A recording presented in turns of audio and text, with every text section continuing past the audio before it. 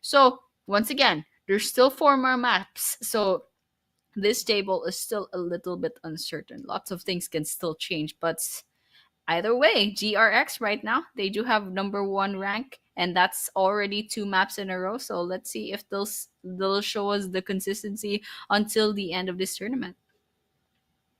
We do have to see if we're going to see the consistency till the very end or not so far. I do love the fact that we have Secret after like overtaking that 100 point marker. Triple digits are finally been taken by more than 2 teams at this point.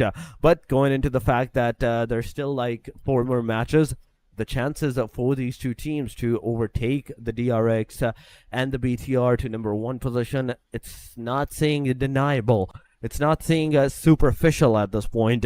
There's a slight possibility of that, Annie. There's a slight possibility of that. Just 1 chicken, maximum 1 chicken, and a second like game of very good placement that you can get over the elimination. You're going to be able to overtake both of these teams. But ladies and gentlemen, match number 2 is done and dusted. After this, it's Erengo time. You know it's a resetting map time. When the teams are ready, and they sure will be, because the only 2 wrangles that will be played right now. But before going into the wrangle match, ladies and gentlemen, we're about to head into a very short break. Do not go anywhere. Do not leave the premises. We'll be right back. 1, 2, 3, 4, 5, 6, 7.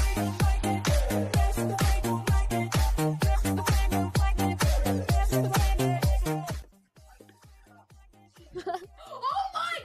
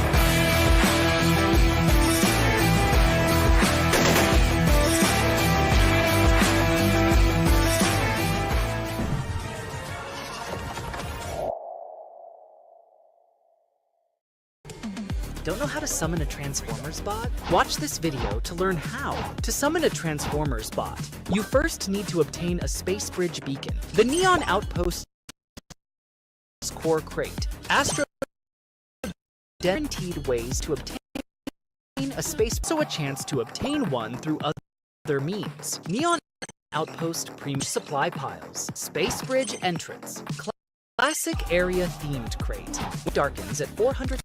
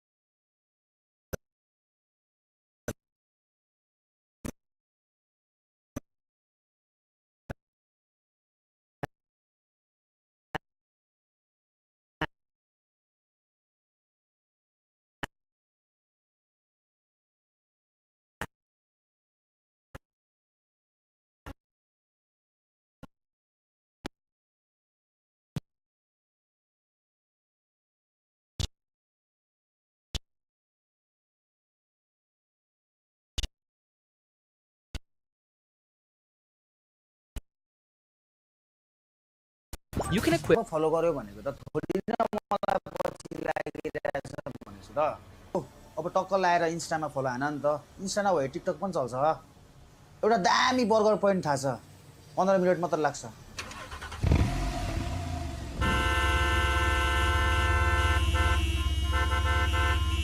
50 minutes त भनेको थिएँ नि मैले bro त खासै बोल्दैन क्या हो हुन त म पनि खासै बोल्दिनँ चुप लाग्छु हौरमा मात्रै घुम्छु तिमी एक शब्द पनि बोल्दैनौ तिमीलाई के मन पर्छ न्युन आउटपोस्ट ब्ल्याक मार्केट कि एस्ट्रोडेन्ट ब्रो अब यो नभन कि तिमी पोर्टलबाट एस्ट्रोडेन्टमा गएर फाइट हाने छैन भनेर ओके केही त भन न All right, we are back to PUBG Mobile's Training Grounds Season 2. We just witnessed day number 3's match number 2, and we're going to be moving on to our first Erangel map for tonight. So, with that, there's a lot of things to look forward to. For example, the overall rankings, there's a lot of pressure coming in with BTR and DRX. And of course, a very interesting development with Horror Esports and Team Secret coming in rank number 3 and number 4. But once again, we are your casters, and my name is Annie, and Torix is with me. Torix, what are your thoughts so far? I mean, I did say that it's just a matter of fact of one winner and a chicken dinner from this point onward between these 4 total teams, the top 4, to overtake another one to get that number 1 position for themselves. So whosoever secures that winner chicken dinner, and then the very next match, they get like 5, maximum 10 points overall, right? They will not be able to take that particular team down from the overall ranking for the rest of the day, as I know for a fact that after this match, the momentum, the time, how the teams are playing, the momentum is going to completely shift. It's going to completely overturn. The teams that were going slow, they're going to go fast. The teams that were going fast, they're going to go slow from that point onward. And BTR may be one of the teams that might go for a faster pace, as they've so far has been going for a slower pace thing. So will have to wait out for what's going to happen, how the teams will be playing it up, because it's Erangel. Then we have Sandhawk. Then we have Miramar. And last but not the least, we have Erangel once again. So these 4 matches that will be played, that will be accomplished here with the resetting map to the very aggressive map, the most aggressive map that we usually see throughout the thing, as Sandhawk being played as the match number 4. That's going to change the momentum for majority of the teams. But going into the match, ladies and gentlemen, we are here with the match number 3, finally taking that flight from near the Stolber area, the western side of Stolber. I think that's Primox, in fact, Lipovka area. Yes, Lipovka area, down towards the side of the quarry. And there we have it. We have our pretty good flight path. So there's like a lot of places are really accessible from this. So we're gonna expect that perhaps we won't be seeing that much early game engagements, but there probably still will be. I haven't seen a match yet with this lineup where there hasn't been a death, or an elimination rather, a kill.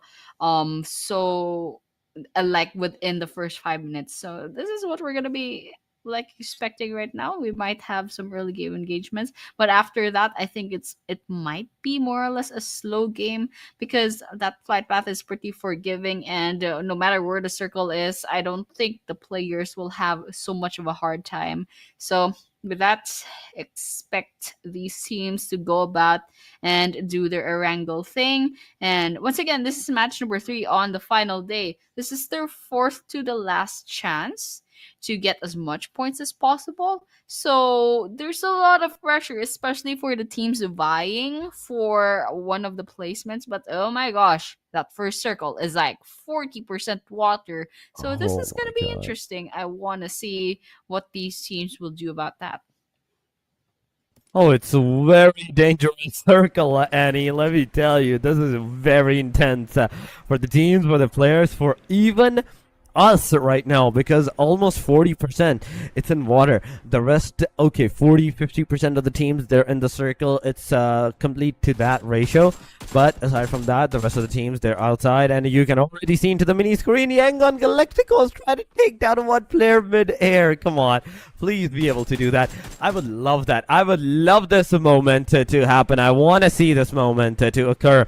He has a shotgun in hand now. He's not going to be able to get anyone down from that parachute. So I'm really sad about that, but he's finally gonna chase him up. He's gonna get into the car. He's gonna chase that parachute up straight up. Oh no, this is a 100 IQ move. You can't take the player down in midair. Chase him. As soon as he drops down, you have him right into your palm of your hand. But Smile, Master Smile, finally gonna go to the containers towards his own team members, and they're gonna loot up these container side. Where you don't usually see a lot of players at the containers, but we have Yangons in this match at the very least, looting up the containers. That's exactly what they're doing right now, just looting up the containers. And it's a good thing that there aren't really anyone else coming in, so they can like safely go about and loot this place up, especially since it's so quiet out in the open. And with that, I think they're just gonna have a field time. They're gonna go ahead and get as much guns, as much healing kits, as much ammo as possible, and with that, they might go ahead and get that vehicle as well. So because I think I'm not sure where they are, but they might be a little bit far from the circle, so they'll have to get moving later on. They are 300 meters away, and we're looking at, yep, Yangon Galacticos. Where was he?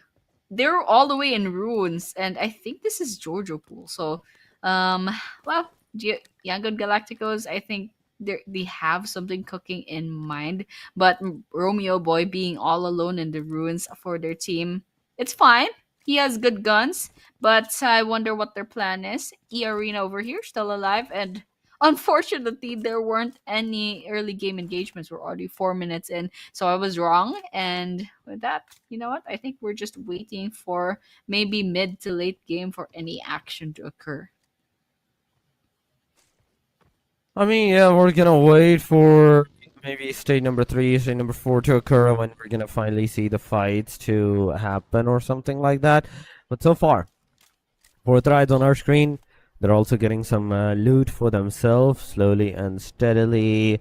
Finale, 76, his car near the premises of Pachinki. He's driving away from the Pachinki side, but you are not going to find anyone here. You still have a long way to go, a long way to go on where you want to be, as the circle was kind of onto the western side shift, so they're forced to take that hard shift towards the western side. But what I feel like in my gut is the fact that the next circle, the very next circle, Annie, I feel like it's gonna go towards the complete hard eastern angle, and everybody's just gonna be running back and forth from west to east, east to west, these kind of things. And I would love that, you know, because it gives so much momentum to the teams, and already the teams that have cemented themselves already at the very start of the circle, it kind of creates a diversity with that. Frankie finally taking down Flash, and there is that elimination going around as A1RG gets a knockdown, a confirmation on Team Secret. Uh-huh. Unfortunately for Team Secret at that, but I think it's not over. Oh no, Rowdy! I think everyone just saw that. I mean, he threw a grenade, it bounced off the wall, and and Rowdy's the one that got knocked down. Oh well. But Team Secret versus A1RG, it's not looking very good. A Flash over here is gonna get eliminated, and with that, that's the rest of A1RG as well.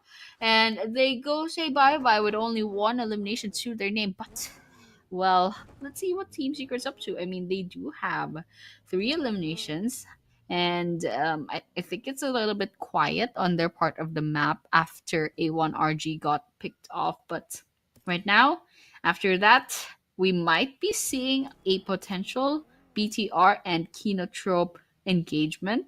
So let's see what's gonna happen, especially when BTR will be pulling up with their vehicles, and Kinotrope Gaming, they definitely heard those noises. So they're just gonna stay in the houses and then potentially watch out for any possible pickups. It looks like Mark will be going on a vehicle. So I don't know what plan they're cooking up, but definitely a good idea for Ozzy-san to stay in this house and collect as much information as possible. And I think Bumblebee is doing exactly that as well.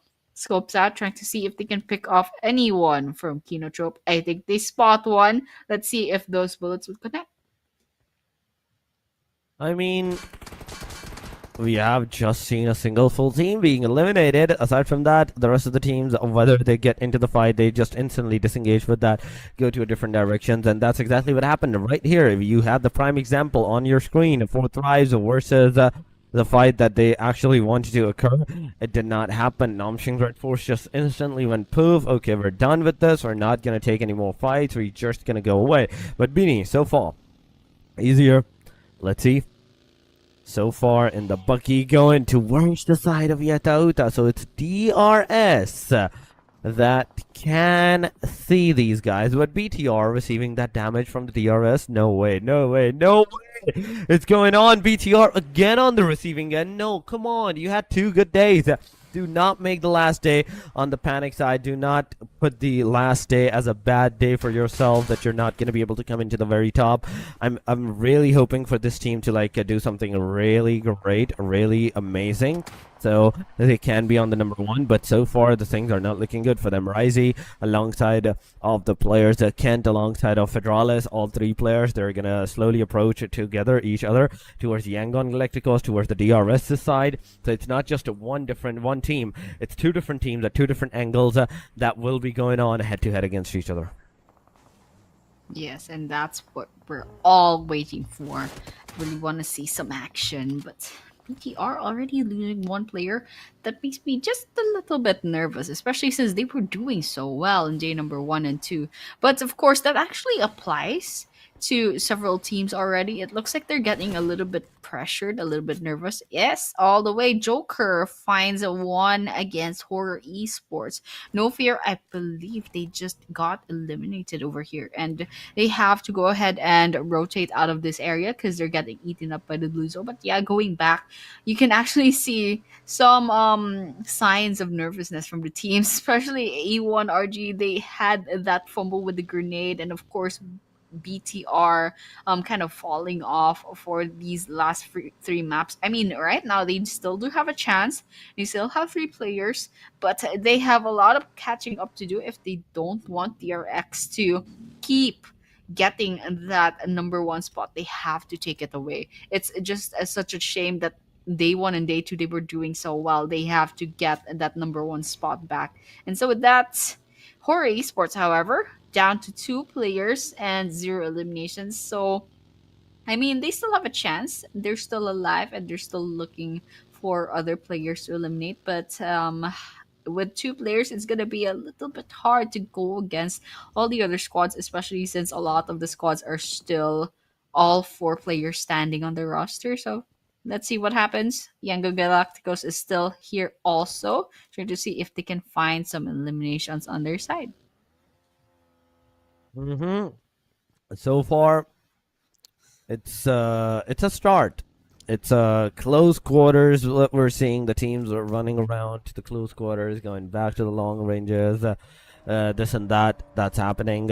Secret is on our screen so far with 3 eliminations to their name as well. Horror Esports losing 2, BTR having 3 players remaining into the proximity as well. But here we go, Namshing's Red Force versus Secret. The shots have been done, the location has been revealed, and now Secret will definitely be pushing towards the Namshing's Red Force, but they have to be very careful. Yes, even though this is a very open area, you also have to be very precise on where you're going to stop your car and get out of there, because that single minuscule moment where you have your animation, that's where the enemies is going to stuck you. That's where the enemies is going to struck you, and maybe you will get taken down. So be very careful if you're getting out of the car, if you're changing your seats, or any of those sorts of possible things that can potentially harm you. Binny, now finally moving back. There's the rest of his team, like Cheesy and Doc, I'd say, into the back lines, the compartments, whereas those compartments are outside of the circle. They're definitely going to give him and provide him with a little bit of cover.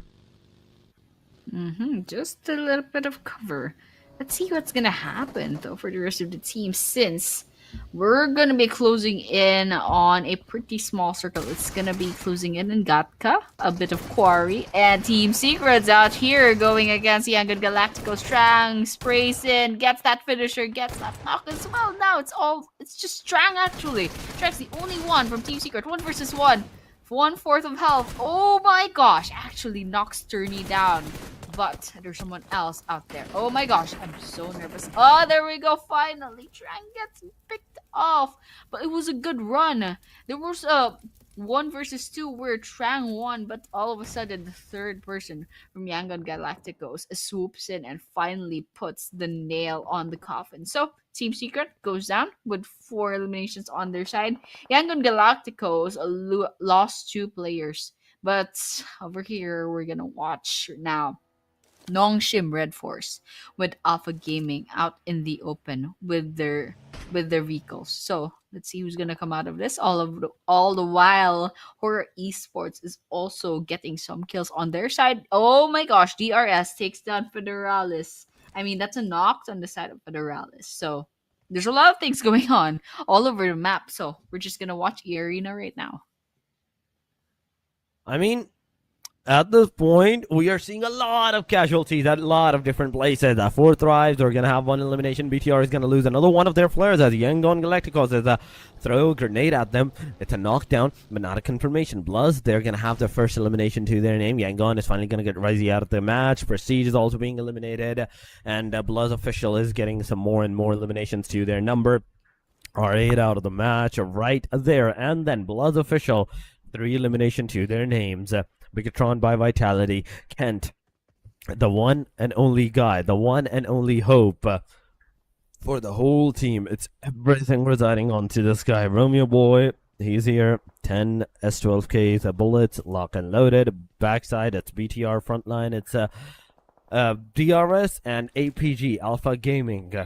The moment they're going to move and get out of here, that's when the clock is going to strike. That's when the fights are going to start to happen. Romeo Boy, you can't leave this house. You can't leave this angle without like a solid cover, solid opportunity that the time may provide to you. But 10 seconds. Stage number 4 is going to occur. Stage number 4 is going to be made. Another radius shift. And everyone's going to be in a very panicked mode. 3 elimination, ladies and gentlemen. You can see on the Blood side. And those 3 crates right next to each other. I love the fact that there's all 3 crates, all the 3 eliminations at one particular place that happened by this team.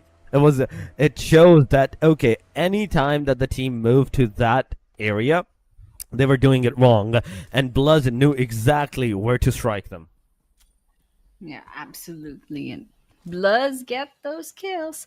But over here, actually, out in the open, and there's AST just rotating into the area. That's Zio from AST, from Tribe Eremacy, that's about to walk into the den of Blues. Zio throwing grenades. Waka is already on the red, so they're in trouble. Oh, Zio is taking damage, however, from somewhere out there. So it's gonna be a little bit risky to try and throw those grenades. And they actually just did run out of grenades, but Riggs over here with 7 grenades in hand. Let's see if they will be able to change the fate of Tribe Eremacy. Because over here, actually, Tribe Eremacy, they got split up quite a lot. It's just one player over there going against the Bloods, and all the 3 other players are gonna come in to the rescue to their 1 player. So let's see how that works out for them. It's a good thing Zio's still alive, and Tribe Eremacy, they have 2 points already, and they think they'll be trying to get Bloods right now. Let's see how that works out for them. It is Bloods official so far with 3 eliminations, and we are seeing them move finally towards the circle. They have to. Tribe Eremacy, we can see the Tribe Eremacy in the corner of the circle, holding down the fort against not only just the DRS, but also the Bloods official. The moment Bloods is going to finally move there, you can see a lot of casualties, a lot of sprays are being done upon them. Big Papa taking T4 down. Bloods official, 1 player, 0. Xerox has been taken down. Axie has been taken down. Jarosur is coming into the close proximity. S12K finally getting a connection and 1 knockdown. Get the confirmation. There we go. Tribe Eremacy finally as a 3-man unit. They're finally going to push forward as Gyro, he's the final hope here in this compound to get those eliminations for the side of the enemies. But let's see. Let's see what's going to happen, how the thing is going to affect the players and how it will go forward, as we will see right now. Triber Messi shooting down on the players. Come on, get those eliminations. But DRS, they're the one responsible for Triber Messi Zoe being knocked down. Blood Official also getting eliminated. 4 eliminations to their name. It's a back and forth going on for different angle, different teams, different players. All of them in a very panic situation. The moment they're going to get out of the compounds, they're instantly getting some shots. So nobody's safe. Absolutely. Nobody's safe in this game. So all we have to do is kind of watch out right now. Irina out in the open and on the edge of the circle, almost about to be eaten up by that blue zone. But it's a good thing that they're pretty safe. There's no one who's trying to gatekeep them. It's just Tribe Ermacy towards their northeastern side. But not really much of trouble just yet. And looks like that circle is going to be favoring DRS quite a lot. So that's going to be an advantage on their part. Jiggle Horror is all alone now. DRX rotating into the area. APG, half of their squad is outside the circle, and we have Top within the open field, but all alone as well. So right now, it doesn't seem that there's any engagements yet, but everyone is definitely settling into their positions, trying to see if they can get maybe any buildings whatsoever. But Alpha Gaming, they get spotted by DRX, and it looks like Big Papa is trying to get some big damage on their side. But see y'all, ooh, they do get knocked down by QXZZD on the side of DRX. East is still alive. I think there's a chance for APG to go ahead and get those revive. No, there's the opportunity is not there anymore. They're down to 2 people, East and Top, trying to go against DRX, and DRX.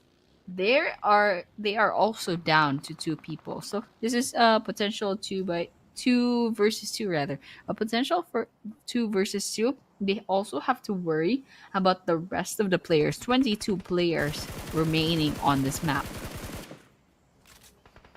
5 eliminations to the DRS. That's all I'm seeing right now with 4 men standing into the game. Alpha Gaming versus Triber Messi. Finally, the shots connected East after all that first spray going into the very Oblivion. The second spray connected. Kent also gets eliminated. So BTR is out of the match as well on the hashtag number 9. Still not a single placement point. Come on.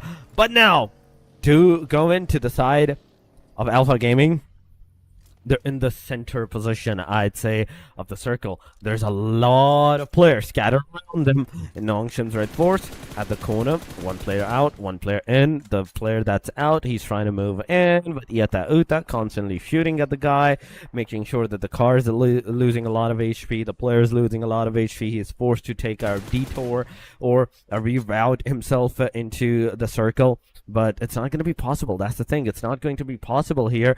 You have to take that car. You have to straight up go inside of that circle. But APG East, he's one of the guys that's been taken down. APG Alpha Gaming is also down to the very last guy. The only teams that is surviving right now as a full man unit is the DRS. And the chances of the DRS getting a chicken dinner, winner chicken dinner, it's really high. Yangon Galacticos, Master Smiley receiving a grenade, getting some slight damage of the grenade, the splash damage that occurred. The S12K coming into the example gets Master Smiley.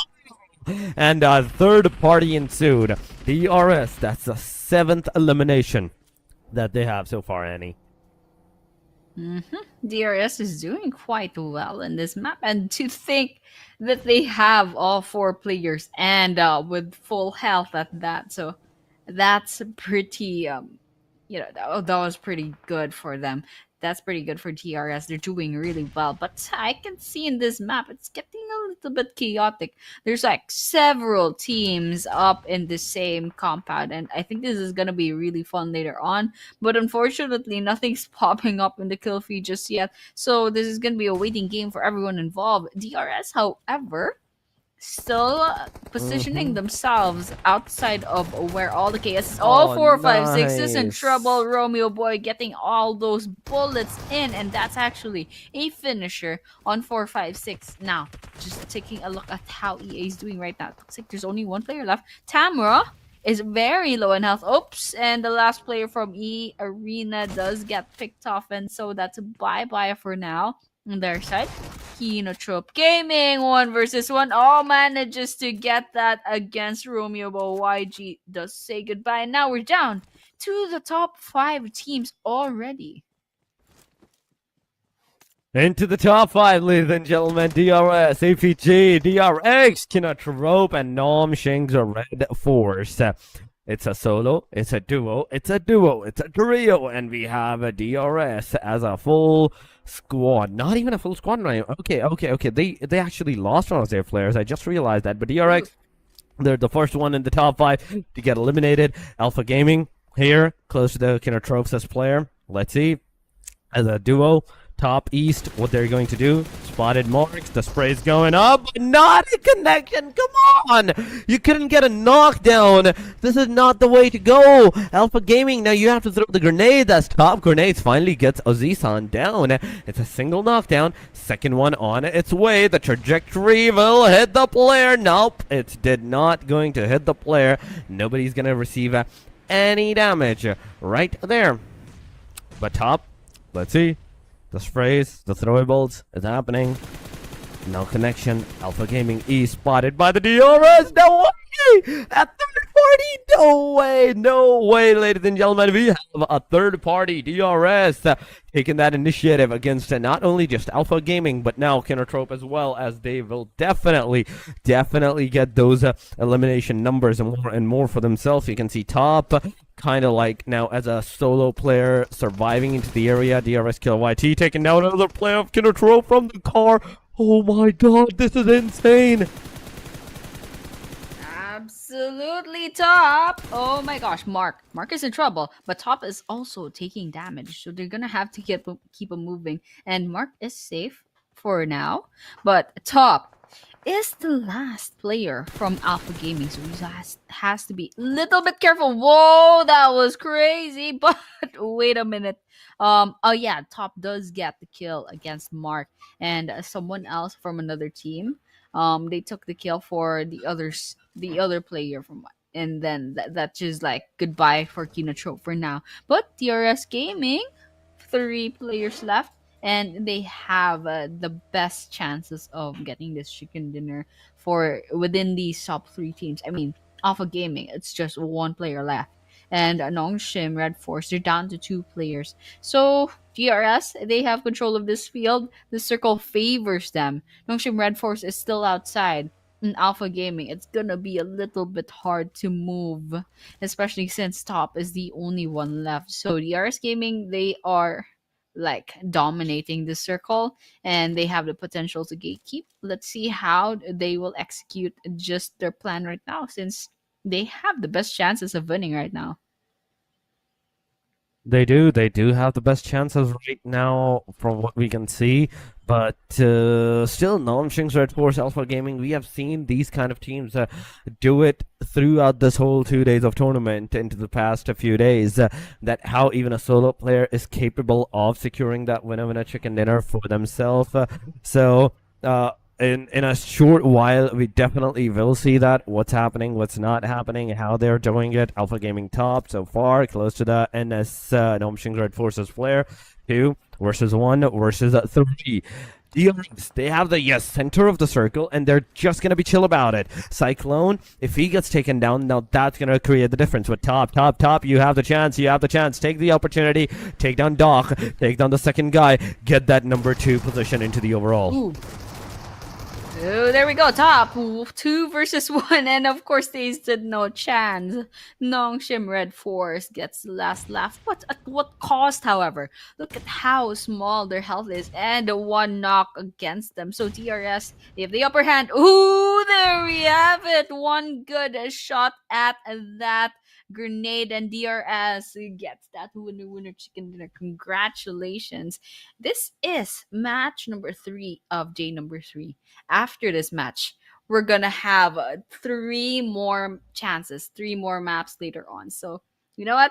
This is gonna be really fun. There's a lot of pressure coming in, especially for the teams that are vying for a spot in the top teams. So especially that's DRX and BTR. I'm really excited to see how the leaderboards will be looking at later, and of course, I really want to see the stats that come up after this match. Yes.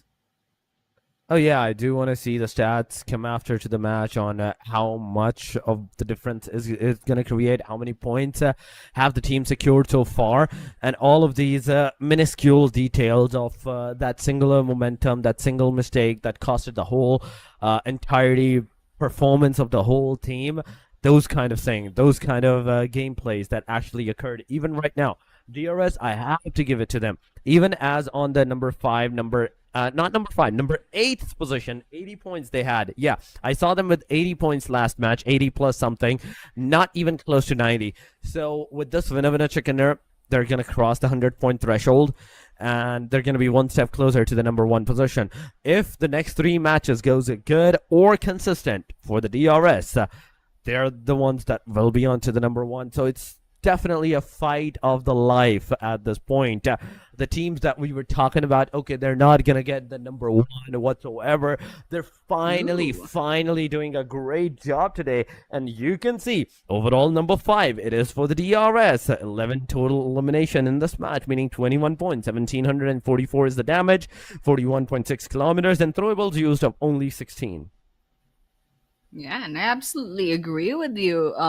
With the leaderboards right now, I think also the teams that are maybe at the 80s on the total points in the overall ranking, they still have a chance to climb up even to top one. Especially since it doesn't seem that DRX and BTR have that strong consistency on their side. They do get a lot of points, and BTR they're probably gonna rise up sooner or later, and DRX as well. They fall off sometimes, and it's just like a 50-50 whether or not they'll get a lot of points later on. But we can see from DRS here, they managed to rise up so much from this one winner chicken dinner. So I'm really excited to see how this will affect the leaderboards later on. So no clear prediction as to what will happen once match number 6 ends, but that's where all the excitement is gonna end up. So yeah, that was match number 3. Last 3 matches later on, and match number 4 will be a wild card. It is a Sandhawk. It's very chaotic, and a lot of these players don't know what to expect. So let's just wait and see. This is the MVP of the match, by the way. Example, with 5 eliminations, 896 damage, 370 longest elimination, and survival time of 20 minutes. It is example, ladies and gentlemen. It is example of it. The 5 eliminations, total 896. Yeah, 400 almost. Yeah, more damage. It's good. It's definitely decent. But 11 elimination to 1744 is the damage chart. Damage to elimination chart. Then we have APG Alpha Gaming with 7 elimination, 1645 is the damage. Then we have Namshing's Red Force with 3 elimination, 482 damage. DRX has 4 elimination, 742. Kindertrope has 4,058 damage. Yangon 5 with 1,045 damage. Triber Messi with 5,072. There's a lot of 1,000 damage going around. The Secret with 773 with 4 eliminations as well.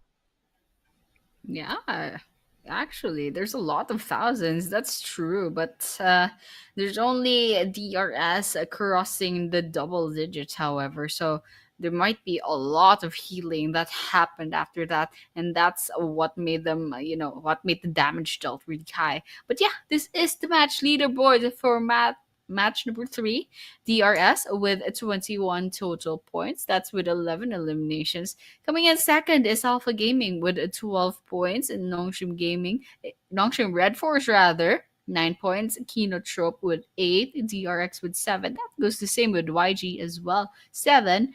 Tribe Eremacy with 5. Team Secret and Bloods with 4 each. Arena 4 thrives, having 3, and Horo with 2. R8, BTR, and A1RG each get a 1 point from this match. So there are a lot of teams that didn't do quite so well in this map.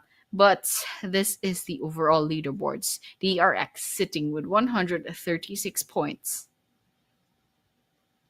Yep, DRX 136 from 1 point of a difference to all the way to 15 points of a difference. They have successfully taken that number 1 position for themselves. BTR 121, 109 for TS, Hora 107, 101 for the DRS. Another team crossing the threshold of 100 points. Alpha Gaming 99 for them, 91 for the Yangon. Then we have Tribero Messi with also 90 like lines for themselves. But MVP race, there's also the MVP race, ladies and gentlemen. It is GK with 34 eliminations in total, 5870 damage, average survival time of 17 minutes, and the contribution that this guy has is 47.22%. That's the elimination contribution for his whole teammates. With 34 eliminations, successfully he almost got 50%, almost 50% of the contribution for the team. Going to the Killer YT, it is 31, 52, 89, 15 minute 10 seconds of the average survival. Rig has another one of those decent 20 plus elimination numbers for himself. The amount of facts, the differentiation between number 1 to all the way number 5 of the top 5 MVP ranking, the top 4, it is not that much, Annie. It is just one match of a difference. They're going to be able to secure those eliminations. That damage that can also be overtaken because it's 40% damage, 40% survival time, and 20% of the elimination number that you actually get as the calculation for the MVP ranking. Ooh, interesting. So there's a lot of MVP on the running. So we're just gonna have to wait and see who will that be after 3 more maps. But before that, the next map will happen, the Sandhawk map, we will be going on to a short break. So for those of you tuning in, please stay and we'll be right back after a few minutes. मनपर्छ I am Megatron. Not राउ bro म बचाउँछु तिमीलाई हामीलाई त कसैले सक्दैन नि फेरि Autobots, roll out. चिन्ता नगर न म छु म गएँ म हिँडिसकेँ म एक्लै फाइट गर्छु बुढी आई लभ यु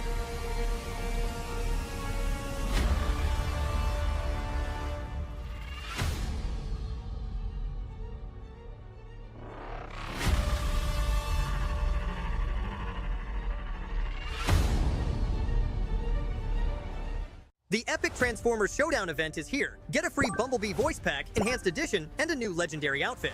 From July 8th, 2025 to September 2nd, 2025 at 23:59 UTC 0, get Ember Core fragments by completing daily and Transformers missions. Collect certain amounts of Ember Core fragments to claim milestone rewards that include Space Warp music, New Sensation Space Gift, and 800 perk tokens.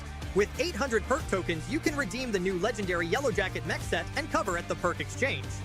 You'll receive a Transformers token for every 600 Ember Core fragments you collect. It will be placed in your inventory and automatically carried with you into matches. Tokens can only be used in ranked-themed mode maps with a 4-player team. The player holding the token must pilot a Transformers bot and terminate the enemy Transformers bot in order to begin the trial. Once the trial is initiated, only players that survive and win will be counted as having completed it, and either Optimus Prime's or Megatron's exclusive results screen performance has been triggered. The Transformers token will only be used up when the player who initiates the trial completes it. If you don't end up using the Transformers token, it will return to your inventory at the end of the match. The showdown period of this event takes place from July 8th, 2025 to August 6th, 2025, UTC 0. The amount of damage you deal to the Transformers bots, the number of times you terminate them, and the number of times you complete a Transformers trial all contribute towards your team's progress. You are automatically assigned to the team you contribute most to. The team that gains the most progress at the end of the showdown period wins, and its members will get rewards, including an enhanced edition of the Bumblebee voice pack. I'll cover you. Let's go. However, players on the losing team don't need to worry about missing out on any rewards. During the remedy period from August 7th, 2025 to September 2nd, 2025, UTC 0, you can complete remedy missions to earn the winning team's rewards. Take part in Optimus Prime and Megatron's showdown now and collect all the rewards.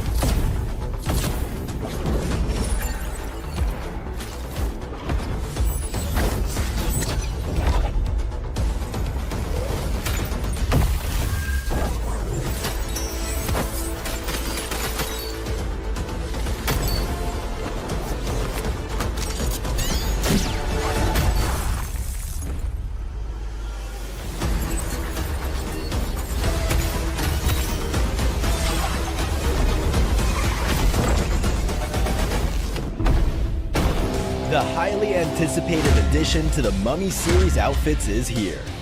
Paired with the new Ice Tomb glider, the Polar Spectrophage set is just what you need to freeze your enemies. Or send them ablaze with the Inferno Fiend set's new upgradable Chain Inferno Uzi. All the Mummy outfits are back.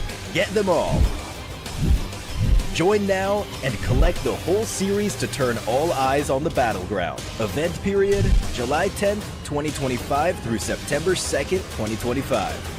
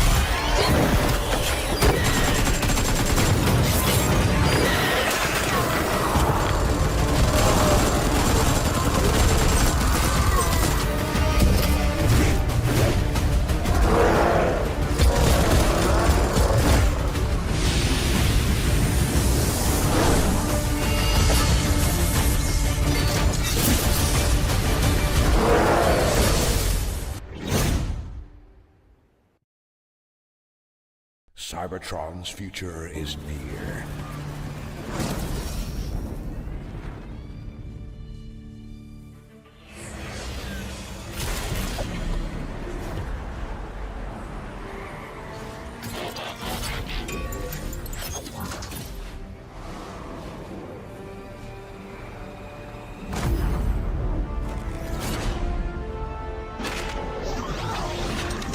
Autobots, roll out!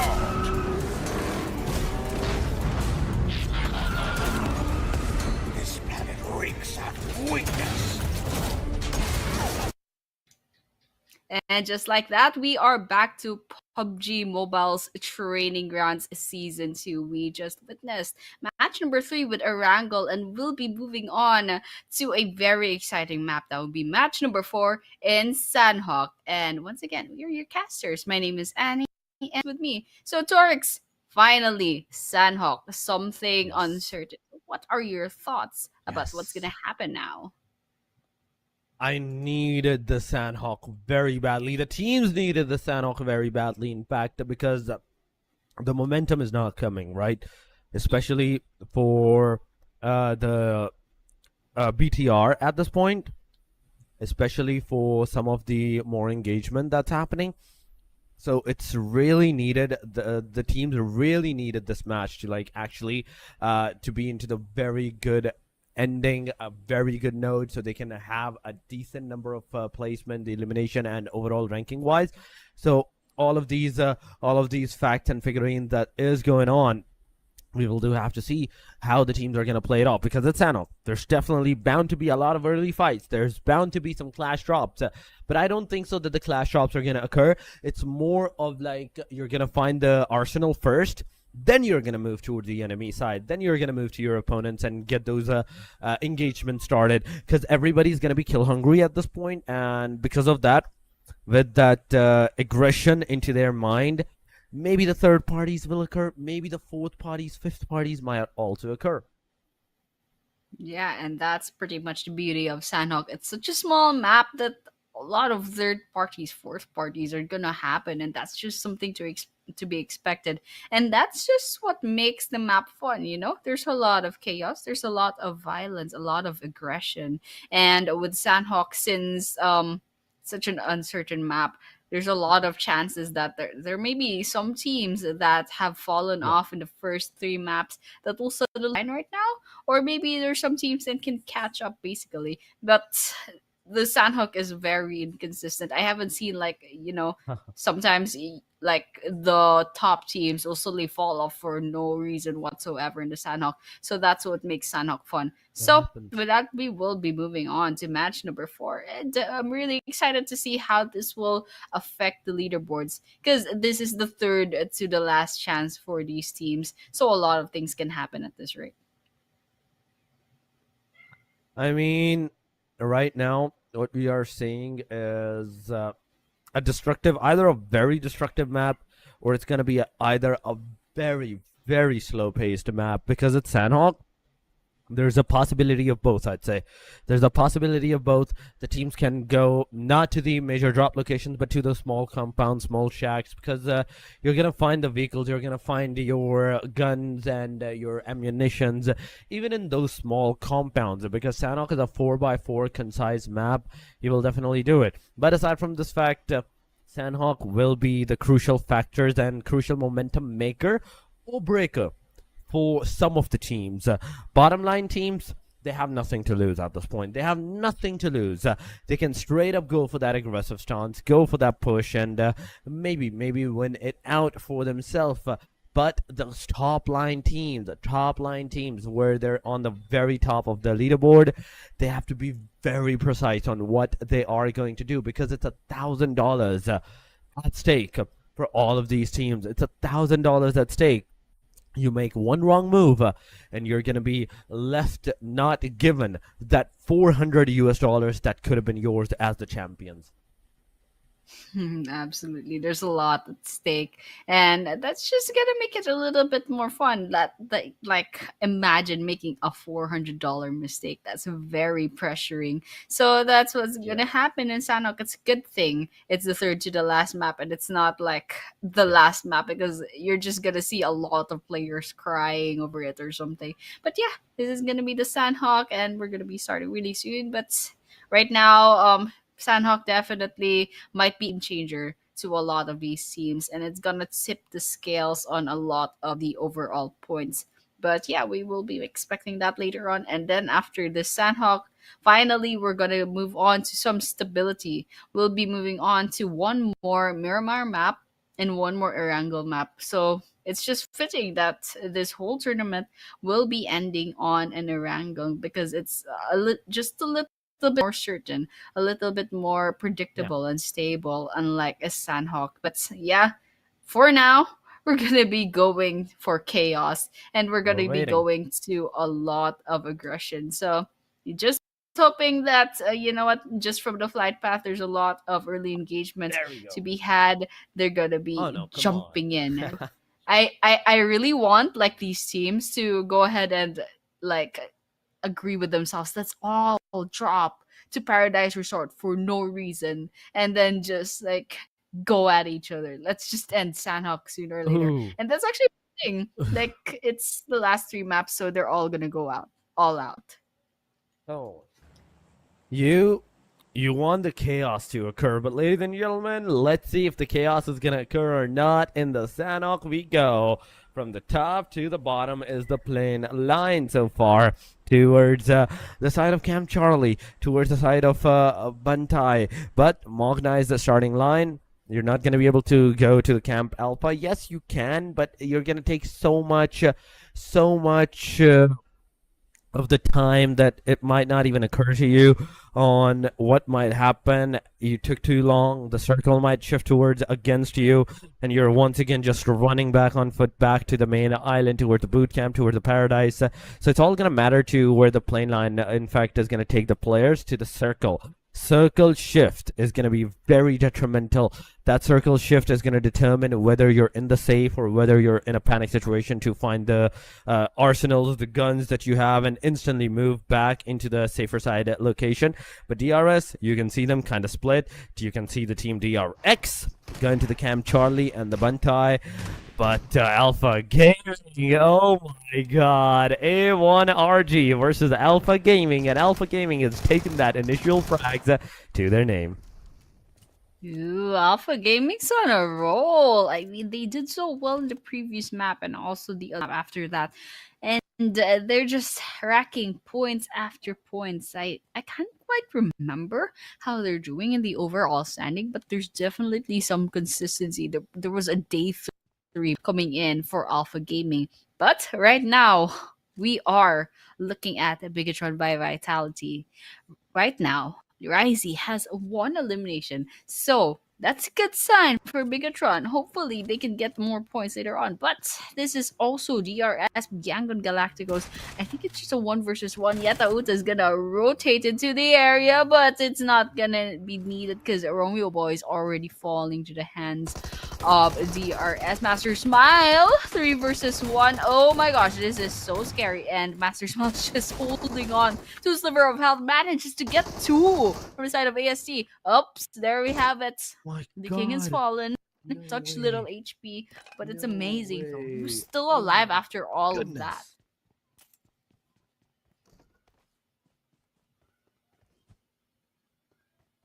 It's so good. That's crazy. So amazing. It's so amazing the way Master Smile actually retaliated, made sure that they even gave the other team a run for their money.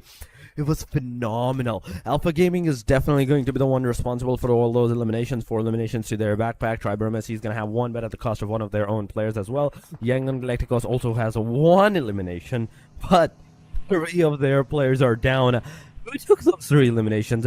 Who took those 2 eliminations? That's my question. Okay, Triber Messi and I think DRS are the ones responsible for that, but there we go. Triber Messi taking the final hit onto the side of Yangon Galacticos, and it's over. It is over, ladies and gentlemen. We have 1 elimination to the Tribal Messi, 1 for Bloods, 1 for BTR, and Yangon and A1RG.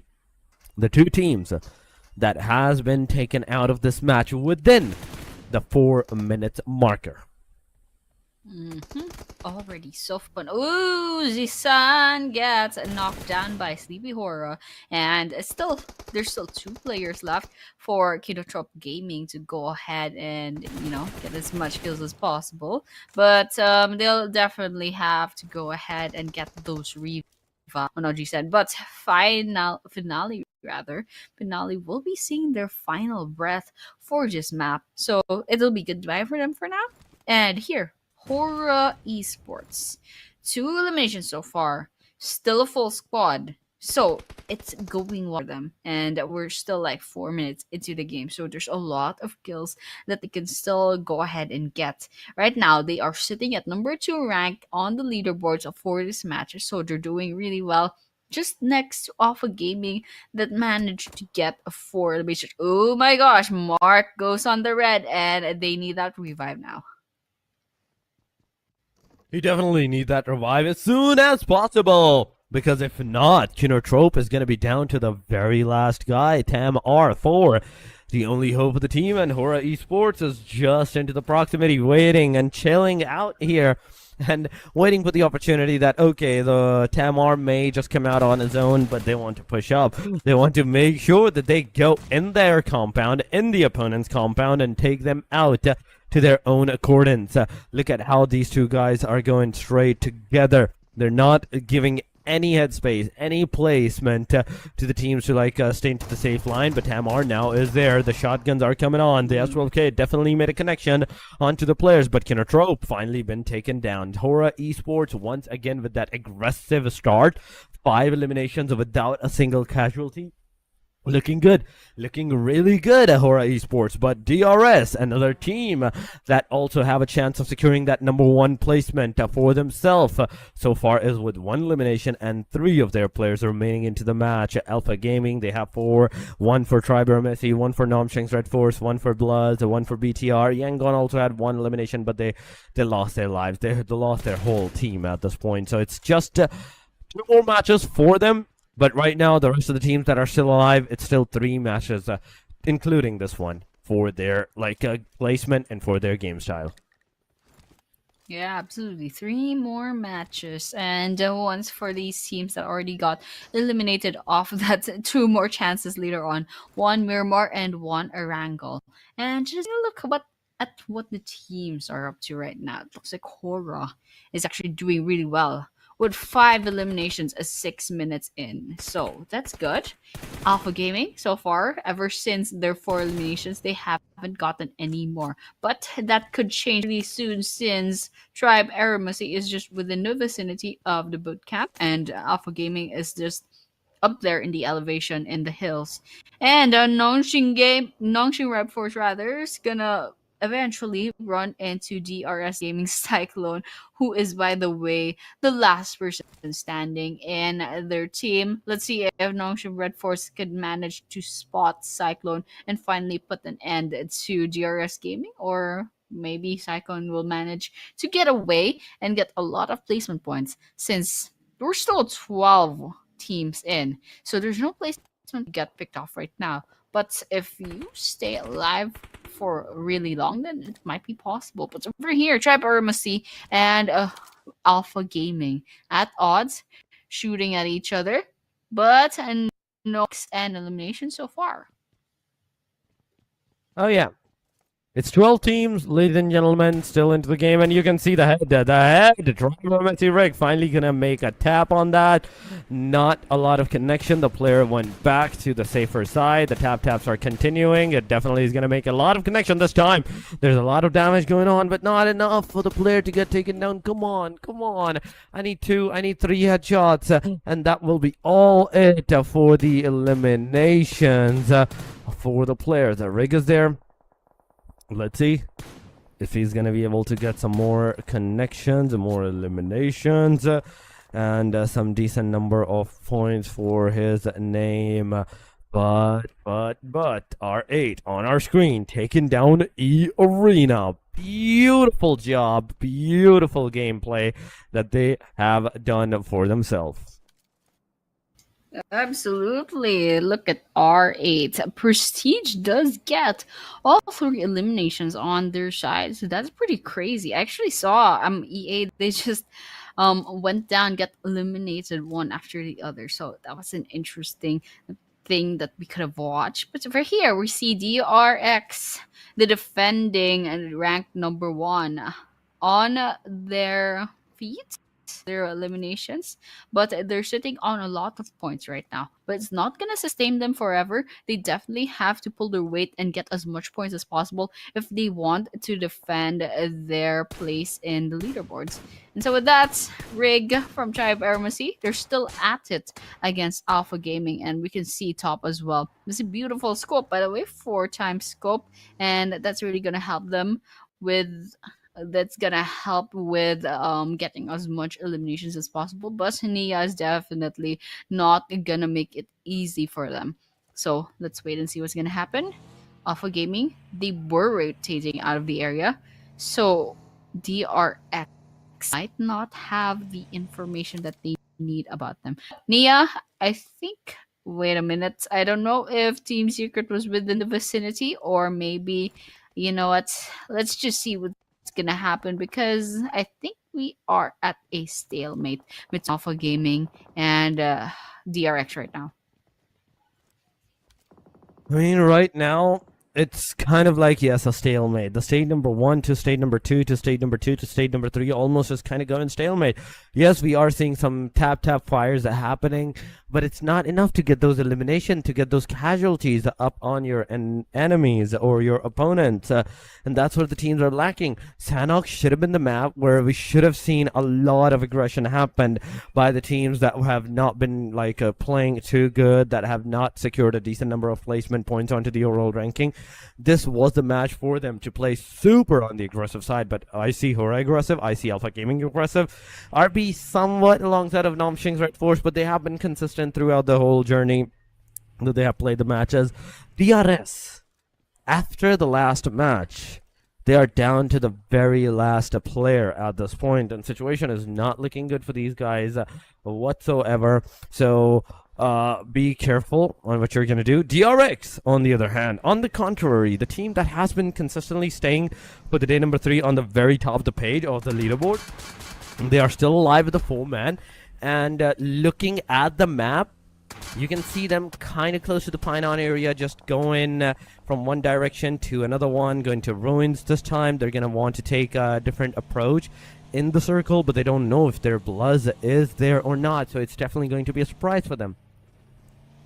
Yes, and I hope the surprise is gonna be real surprising, especially with a lot of aggression and a lot of eliminations. But it looks like there's some teams that will have to rotate into the area. Ooh, this is gonna be fun. R8 versus Tribe Armacy. I think this is gonna be, yep, Gante gets one, goes down, gets finished off with the DBS. That's a one more elimination on their side, totaling of 2 for Tribe Ermacy. Grenade going out, not gonna be hitting anyone except Gante, the thrower. Oh gosh, that's in trouble. Oh no, it's not looking good for Tribe Ermacy. R8, they managed to execute that beautifully. They get the kills against Tribe Ermacy. But Team Secret's also nearby, and Alpha Gaming is outside their door. R8 licking their wounds after that engagement with Tribe Ermacy. This is gonna be interesting. There's like a four-way fight here. No Fear just got shot down as well. Hora down 2 players. R8, however, very nervous because there's only 1 player left. And oh gosh, that horse is not having a good day. Top still alive, finds 4 thrives as well. Grenades coming in, but unfortunately won't be giving the damage they need. Oh, they're all out in the open too. And East will go down. Ziol still alive, top as well, but it's gonna be a little bit hard with only 2 players left on the side of Alpha Gaming. Right now, there's a lot of fights going on. You can see onto the kill that screen that how many of those eliminations are happening. BCR are losing their players, 4 Thrives are losing their players. There's the tap fires going around from Skyhora side. That's gonna get a connection. That's gonna get a confirmation. And Skyhora as a solo player is still mitigating the areas towards his elimination number. So far, it's 6 for Hora. R8 is alive at 3. Nomstring's Red Force is alive to the last guy, taking the blue damage, slowly moving inside that circle. But it's all up to Binny. It's all up to Binny on how he's going to survive. Just a 2 first aid kits, 15 bandages. It's not going to help you in a longer run. DRS, Cyclone versus Alpha Gaming. Now Top is the final guy. Top is the top guy for the whole team that's surviving. He's going to throw a grenade. Cyclone is not going to receive the damage, and he is forced to utilize all his utilities, all the throwables that he had, and with this now he's all like empty-handed. Sky Hora, another one of the players that's receiving a lot of damage but surviving, but BTR, the team that desperately needs a win of a chicken in their back to get themselves cemented into the top ranking, right now is struggling again. 1 player is knocked out. Unfortunately enough, he is getting that revive, but Skyhora, this gives enough time for this particular player to get into the safer angle. There's 4 thrives on different angles, shooting at Aura, but giving out their location to another team.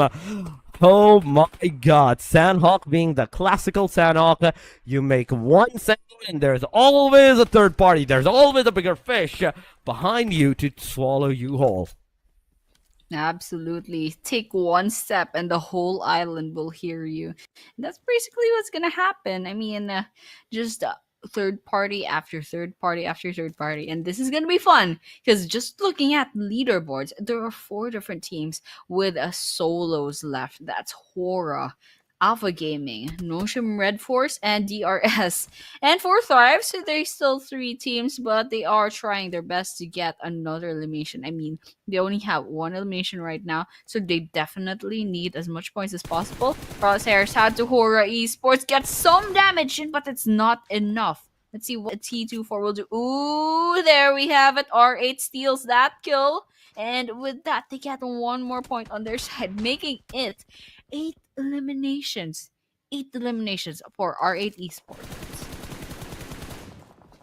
I mean, R8 situation is looking really good for them. They are making sure that not only they are doing a really decent job in those elimination number, but also with the survivability, as 3 players are still into the match, as there's 3 players still surviving and playing the game.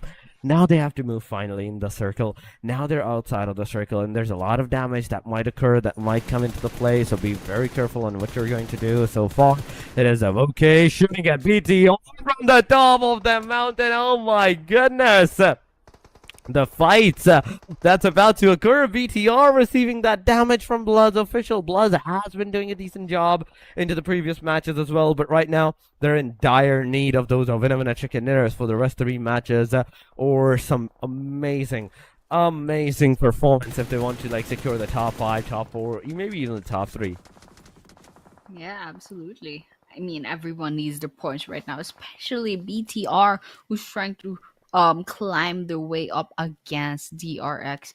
And all the while, DRX still alive, by the way, with 4 whole players and 3 eliminations on their side. R8's not doing well.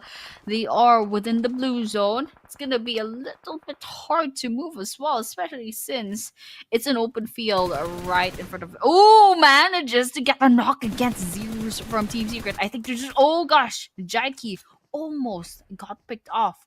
But in the end, Team Secret pulls through. R8 says goodbye, but they go down with 8 eliminations as well.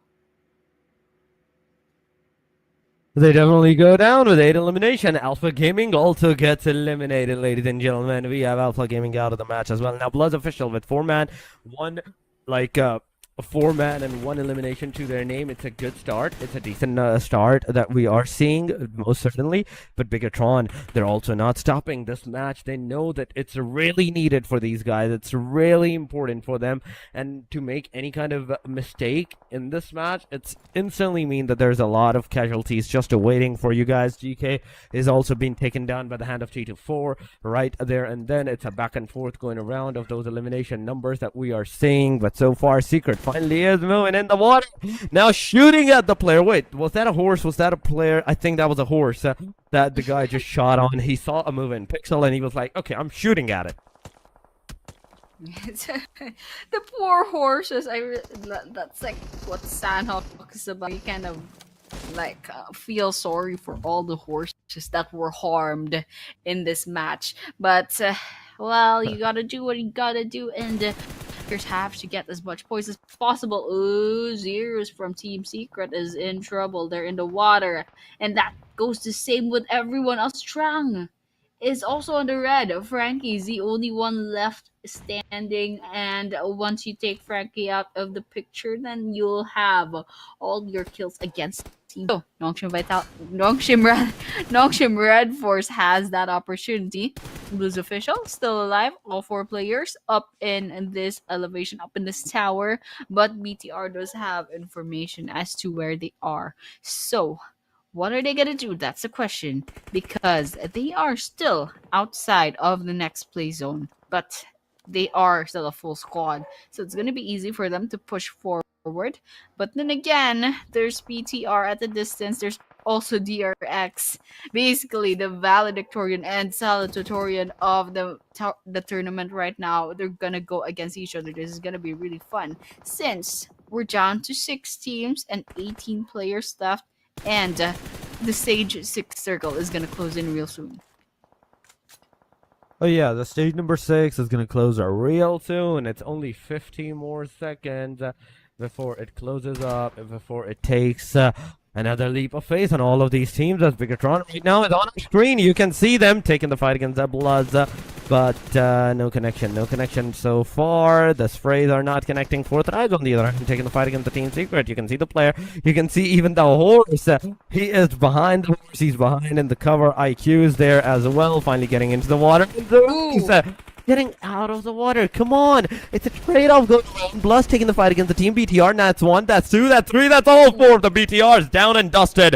Oh my goodness, Bloods official from 1 elimination to 5 elimination. This is absolutely phenomenal, Annie. This is so amazing that we have seen by these guys. But going to the Zarok so far, he's also looking at the T24. He's in fact Team Secret's player.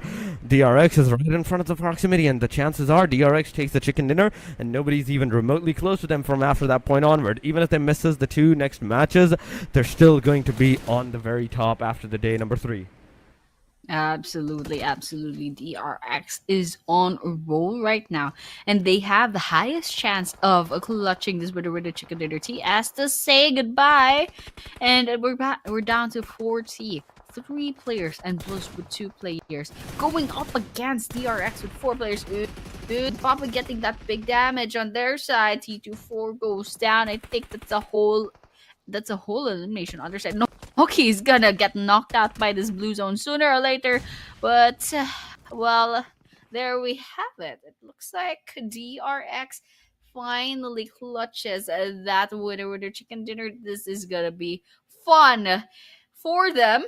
because they are gonna solidify their placement on the overall leaderboards. So this is gonna be really fun. I wonder what the gap is gonna look like right now, especially at BTR. And of course, we do have two maps left to go, so it's not like completely over for them, but still. There's a lot of pressure coming in, and I'm really excited to see how the next two maps are gonna fare after all this.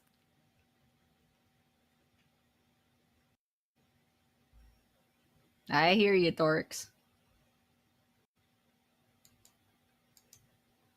Hmm. Yeah.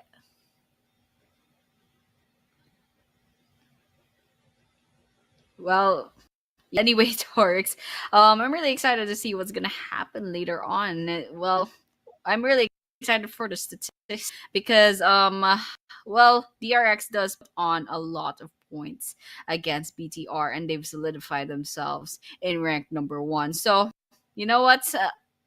As you said a while ago, like DTR is quite like they're not getting a lot of points. They're not getting the points that they need. So there's a huge gap gonna come in with DRX, and they only have two chances left to catch up. So a little bit nervous for Bigatron by Vitality, but still, it's gonna be really interesting. And I really want to know, however, if ever there will be a team from the top three and top four that will overtake BTR. That could be possible as well. So that's something to look forward to. And we can see DRX over here with 6 eliminations, damage dealt 1,013, and distance traveled 23 kilometers. And with that, this is the individual team stats as well. Yep, there we have it, Torx.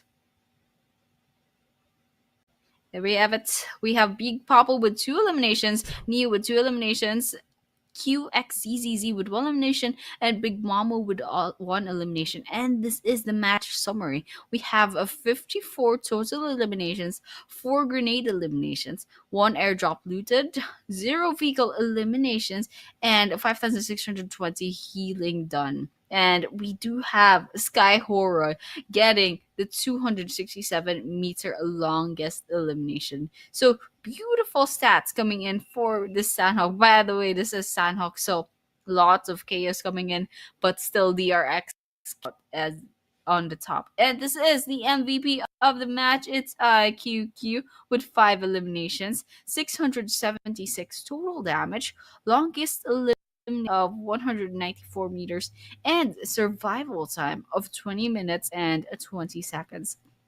So, the MVP of the match, done and dusted. We have the statistics for that. And we're going to be moving on to the damage graph. And of course, DRX with their 6 eliminations and 1,013 damage, they have the left side of the Sable. But taking a look at the other teams, we have 8 eliminations and 1,580. And moving on to R8 as well, they have 8 eliminations and 1,085. And so, despite DRX winning the chicken dinner, they're not really like the highest amount of elimination, but the important thing is they racked up Oh, nice. a lot of total like eliminations and placement points. So this is the match leaderboard, Storix. Oh yeah, the DRX again. Even though couldn't they did got the winner chicken dinner, and that means with 16 points to their name at their disposal, they're gonna be unstoppable. 4 thrives, 13 points in this match. Bluz 12, 8 for R8, 7 for Secret, 6 for BTR. Namshing's Red Force with the 6. But going into the overall ranking, ladies and gentlemen, here we go. DRX 152. That's a huge number, almost double. Like you are watching almost 24, 25 points of a difference between the number 1 and the number 2. BTR with 127, 116 for the Secret, 113 for the Horror, DRS with the 105, 104 for the APG, 92 for the Yangon Galacticos, 90 for Tribal Messi, Arena with 82, Namshing's 81, 77 Bluz, 75 for Thrives, 66 of all of these things as well. But going into the MVP race, it's GK, 35 total elimination, 6,180. KYT, 32 elimination, 5,488 damage. Sky with 22, 5918. And Zil with 29, 5039. Yeah, and I love Jaiki's picture, not the typical esports post with the crossed arms. He's like the only one with like the standing emoji kind of pose, Love it for Team Secret's Jaiki. And he's sitting at a 35 eliminations too. So this is gonna be interesting. There's only 2 matches left to like help with your Yes. statistics. So there's a lot of pressure coming in, especially for the players that are running for the MVPs, and also for the teams within the placements of the overall leaderboards. They have 2 more mops left to go. They have a Miramar later Yes. on, and they will have an Erangel to end not just this day, but this whole tournament. These are pretty standard competition maps. It's just Miramar and it's Erangel. No more uncertainties, no more chaos, no more Rondo, no more Sandhawk. So it's all gonna be about skill. It's all about strategy, and we will be seeing all of that happening later on. After this break, we'll be moving on to Erangel, so stay tuned. Courage reignites my spark.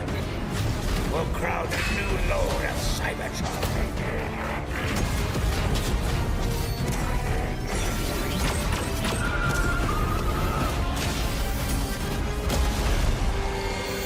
Roll for freedom. A victory for all sentient beings.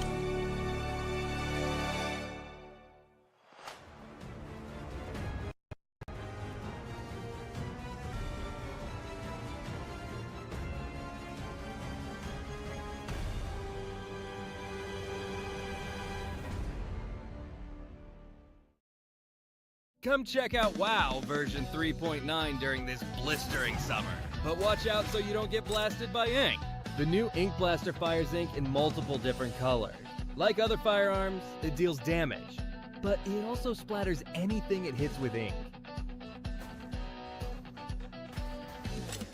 Look at how much fun they're having. Look, seems like the pool party's got some fierce-looking guests. The Smog Zombie and Spitter Zombie have been added to WoW. They're not easy to deal with. Don't miss out on this summer showdown. We might need a janitor to come clear up the battleground. Hold on, an old friend from Winter has come to join our party too. How epic! Start creating with these new objects. The creator page now has a co-creation wallet feature, which displays your detailed creation earnings. Stay tuned. Is the gloves with teddy, the headband, and also the tail.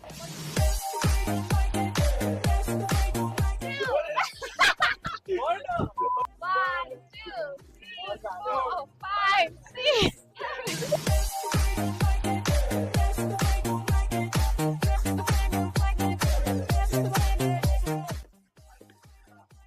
Oh my god!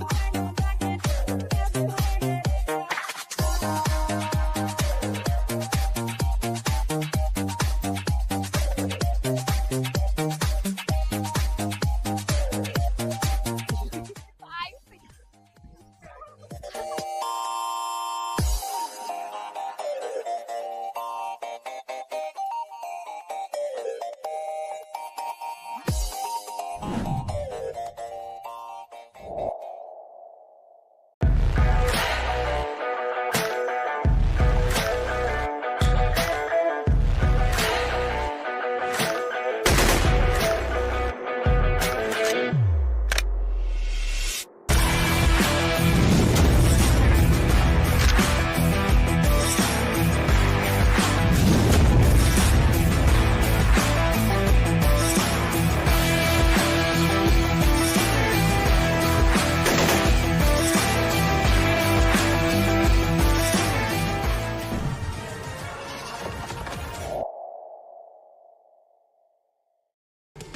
Don't know how to summon a Transformers bot? Watch this video to learn how. To summon a Transformers bot, you first need to obtain a Space Bridge beacon, the Neon Outpost's core crate, Astro Den's Winner's Crate, and supply shops are guaranteed ways to obtain a Space Bridge beacon. There is also a chance to obtain one through other means. Neon Outpost Premium Crate. Search supply piles. Space Bridge entrance. Classic area themed crate. When the sky darkens at 400 seconds into the match, you can equip the Space Bridge beacon to the throwable slot and use it. Place the beacon before the Space Bridge entrance's time limit in the upper right corner of the map ends. It must be placed on a flat surface. Then, at the end of the countdown, it will summon Optimus Prime, Megatron, Transformers upgrade materials, or a supply crate to your location.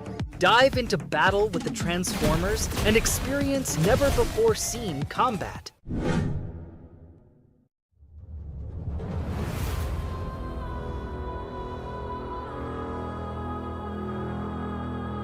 ल test हान्ने Target spotted. Stay alert.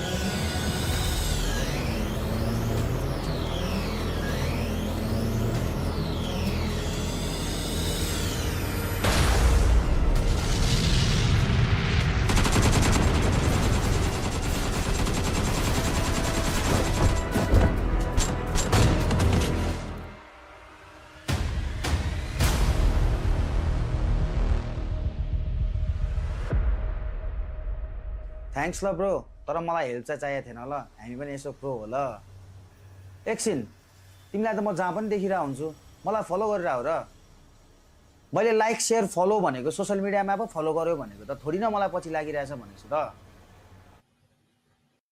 Ladies and gentlemen, welcome back once again to the PUBG Mobile Training Ground, Nepal Pro, Season number 2. We are here as your host, as your casters, once again after the half-day point. And even on top of that, the Sandhawk that we just witnessed, a very stale Sandhawk. I'm not going to talk about the Sandhawk being on a very aggressive side. No, it was a very stale Sandhawk for some reason. But ladies and gentlemen, we are here with the final few matches. 2 more matches to go. And that next one, the next match that we're going to witness is the Miramar. Miramar, the one and only, the longest, the biggest map. I do feel like it's the second biggest map now after Rondo has been released, after Rondo is being played. So I'm just going to call it the second longest map, second largest map. But Annie, what are your thoughts about Miramar on how the teams might play it out? Well, since this is the second to the last chance, I don't know how the second part of the overall rankings are, the team second page of the overall rankings are going to do, because I bet some of them already know what their fate is going to be for this tournament. So sometimes in some tournaments, they go all, just have fun, but in the end, they don't really take it that seriously. So that's going to be something we might expect or may or may not expect. But for the teams that are still in the running for the top placements in the overall rankings, now these guys are going to be really nervous. There's a lot of pressure coming in for them. So potentially they might go beast mode, or they might go too safe, or they might fumble a lot. There's a lot of possibilities. So with this Miramar map, second to the last map there, not that much pressure as possible, but I'm really hoping that a lot of these teams will rack up points and get as high up the overall rankings as possible. I mean, they need to get as much points as they can so far to be into the overall ranking in a great position, first of all. If they're not, it's definitely going to affect them. It's definitely going to hurt them a lot. So whatever they're doing, whatever they're trying to push up right now from this point onward to mitigate themselves into the situation, every single point matter, every single momentum matters from this point onward. The placement that you're going to have, the momentum that you're going to generate, and the amount of placement that you can get into this match, it all is dependent on this thing. But aside from that, Miramar, it is Miramar. It can either be like our starting Miramar, very aggressive, or it can be like the typical Miramar, very on the stencil side, very stalemate. The teams might not take the fights early on till the stage number 5, stage number 6. But there's also a cautious to that. There's also a caution for that. If the teams do not take the fights, do not take those early engagements like we saw aggressively, we're gonna see a lot of aggressions into the state number 6 onward, state number 5 onward, where those 16 teams are gonna be compact within this small circle, small radius of the circle. Nobody will have any exit. Yeah, absolutely. That's gonna be really fun to watch. But really want to see like a lot of aggression later. I'm just imagining, these teams. They're all like, let's all land on like El Pozo or something, or Los Leones, and just go at it. But of course, there are some teams that will be it seriously, and hopefully, we see a lot of aggression early on, because that's where all the fun is, because that's where all the uncertainty is. You don't have the best guns yet. Some people get knifed down, or like frying pan, or like straight up punched to death in the early engagement. So that's one thing that we can look forward to if ever they go aggressive early on. But if they don't, as you said, we're gonna be expecting 16 whole teams in a stage 8 circle, congregated. That'll be really fun to watch. Just one grenade, and there will be like 10 eliminations. But it hasn't happened yet, No. but it would be really satisfying to watch. And you know what? Anything can happen, but I think that's just one thing that probably won't ever happen unless the players all agree to it. But you know what? A caster can dream. I mean, yeah, we can dream, but we're definitely not gonna see 10 eliminations with a single grenade going on. I mean, that's going way beyond. You're going plus ultra at this point for the teams with that grenade. You're using the one for all to the 1,000 times on the limit, and it's not gonna do anything. But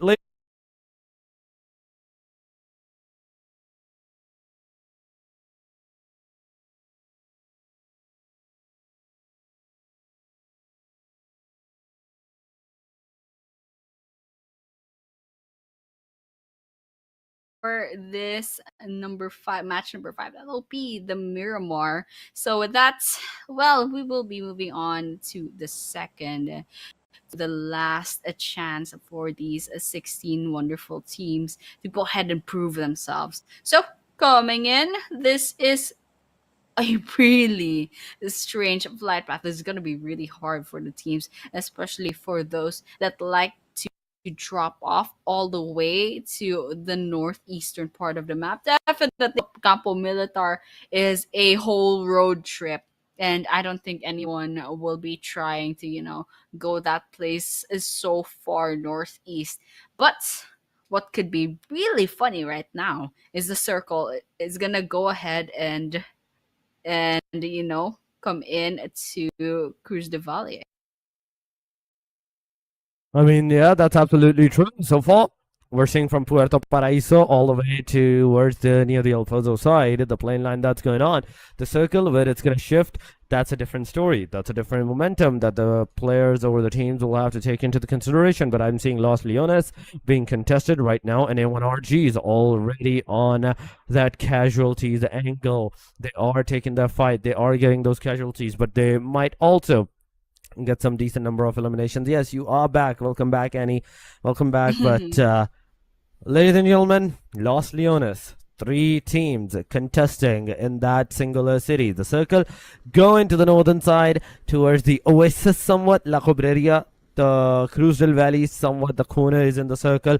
Hacienda del Patron, I would say, is somewhat the centralized position of the circle as well, where the San Martin being also an area that's going to be contested. But Bloods official versus Four Thrives, it's happening at Monte Nuevo. Very interesting drop off points for everyone right now.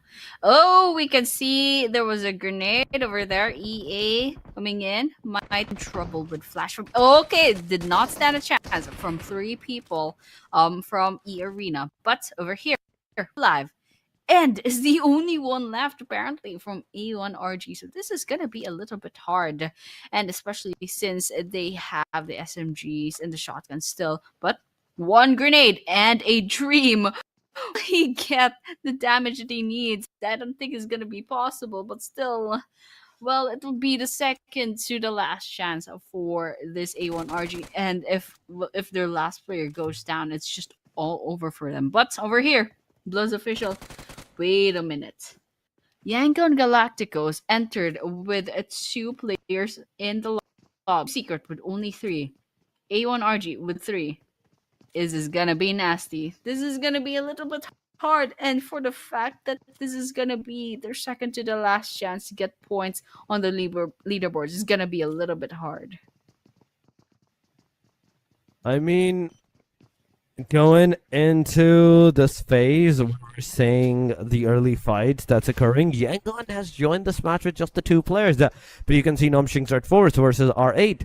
Getting into those casualties, A1RG just down to the very last guy as well in this area. He's also the solo person remaining, and the situation is not looking good for him. It's not looking good for the person. Be very careful on what you're going to do and how you're going to play this game up for yourself. But here we go, Rowdy going forward. On the other side, we are seeing Nomching's Red Force versus R8. Those casualties are popping off, ladies and gentlemen. It's happening. Rowdy's here with the shotgun in hand, and he's not moving. And he knows that at this point, if he gets eliminated, that's another elimination to the whole team. So you don't want to do that.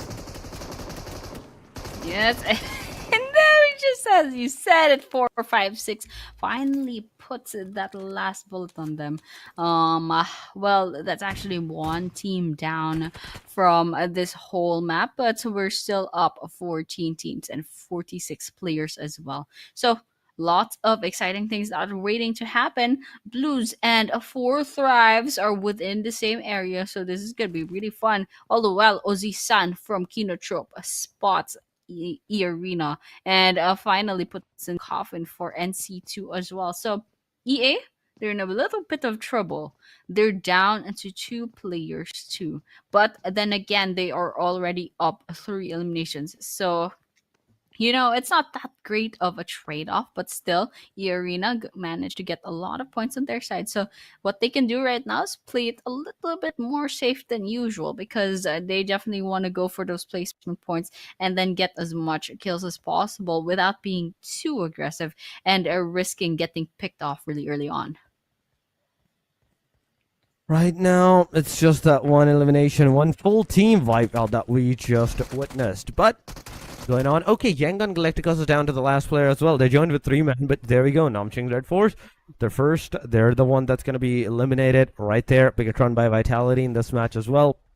Even though they're kind of lacking now, 27 points of a difference that's going on between number 1 and number 2 to these guys. They are in desperate need of a winner chicken dinner. That needs to happen. That needs to be done. But going on, we are seeing Bumblebee, all the 4 players of the Bigatron. But look at the kill feed. It is Bluzz versus 4 Thrive. 4 Thrive losing the players, but Bumblebee also shooting with the Mini 14. Tap, fires on DRX. The team that is on the very top. If they manage to get DRX out of this equation, out of this match, this changes everything. After just a single win of a chicken dinner, they might be eligible to secure that number 1 position once again for themselves.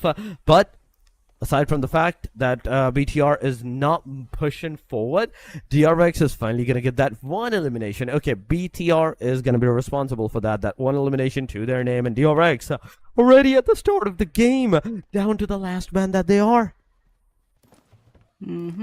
DRX, the last person standing on their team. After that, they won't have any more chances of getting points for this game. So it just gives everyone else vying for that number 1 spot a head start on this map. So they'll be set back a couple of potential points instead.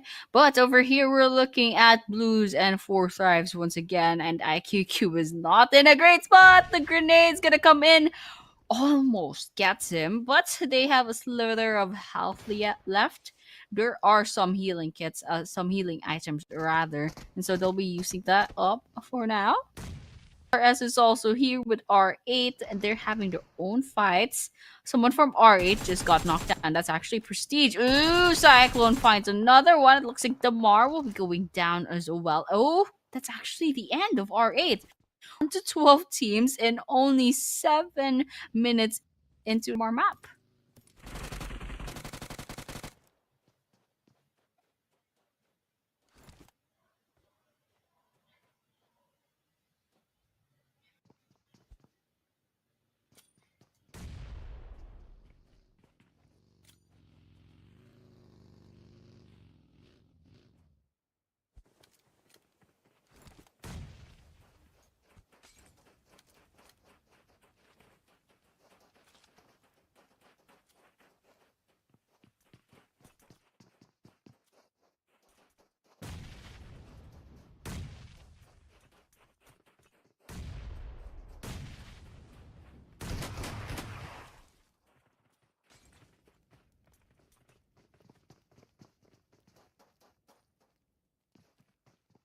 Yes, Annie, the situation kind of overturning for Arena, and oh my god, those grenades are actually making a lot of casualties on the players.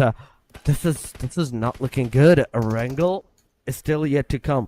Miramar is going super haywire. It's completely going to the aggressive stances for Thrives. You can see these guys close to Bluzz. Bluzz Gyro, sir, using that fire bow, that explosive bow, to maybe try to get some casualties done on the 4Thrives player. But 4Thrives is very unique over here. They're very clever. They've gone back into the cover side, and they're making sure that that fire bow, that explosive bow, is not going to make any kind of connections on them. Absolutely. This is gonna be really fun. We're just watching still. 4Thrives versus Bluzz. 4Thrives down to 2 players left. Bluzz, however, still 3 players. It looks like Xerox and IQQ are in the same building rather, and T24 just a pretty good vantage point. But on the other hand, I don't know if they have the resources to go ahead and go really aggressive. But at this rate, well, 4Thrives and Bluzz will have to move sooner or later. But here we have it. Bigatron by Vitality. Kureen needs that revive. They're on the red, and everyone else is still alive. So this is a really good sign for Bigatron by Vitality. Now that TRX is down to just 1 player, they have the chance to go ahead and get as much points as possible and get a head start against TRX. With that, Risey finally gets it started. Bumblebee gets the elimination, but on the other hand, Karina finally gets eliminated off.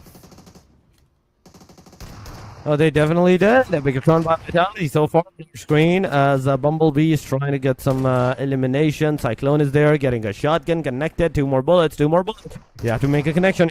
Hydraulis is going forward, and at the same time, Cyclone closing in, getting that final nail in the coffin on the player. Ooh, BTR out of the game as well. The RX is still surviving.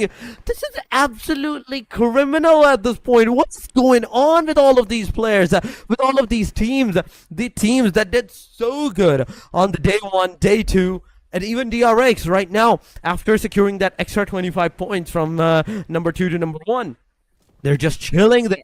They're like, okay, even if we get eliminated here, it's not gonna matter too much, but that's not the way to go. You have to make sure that every single match counts for you. Absolutely. This is just amazing. I mean, this is the beauty of the last few maps. You just see teams either going beast mode or just suddenly fumbling so much.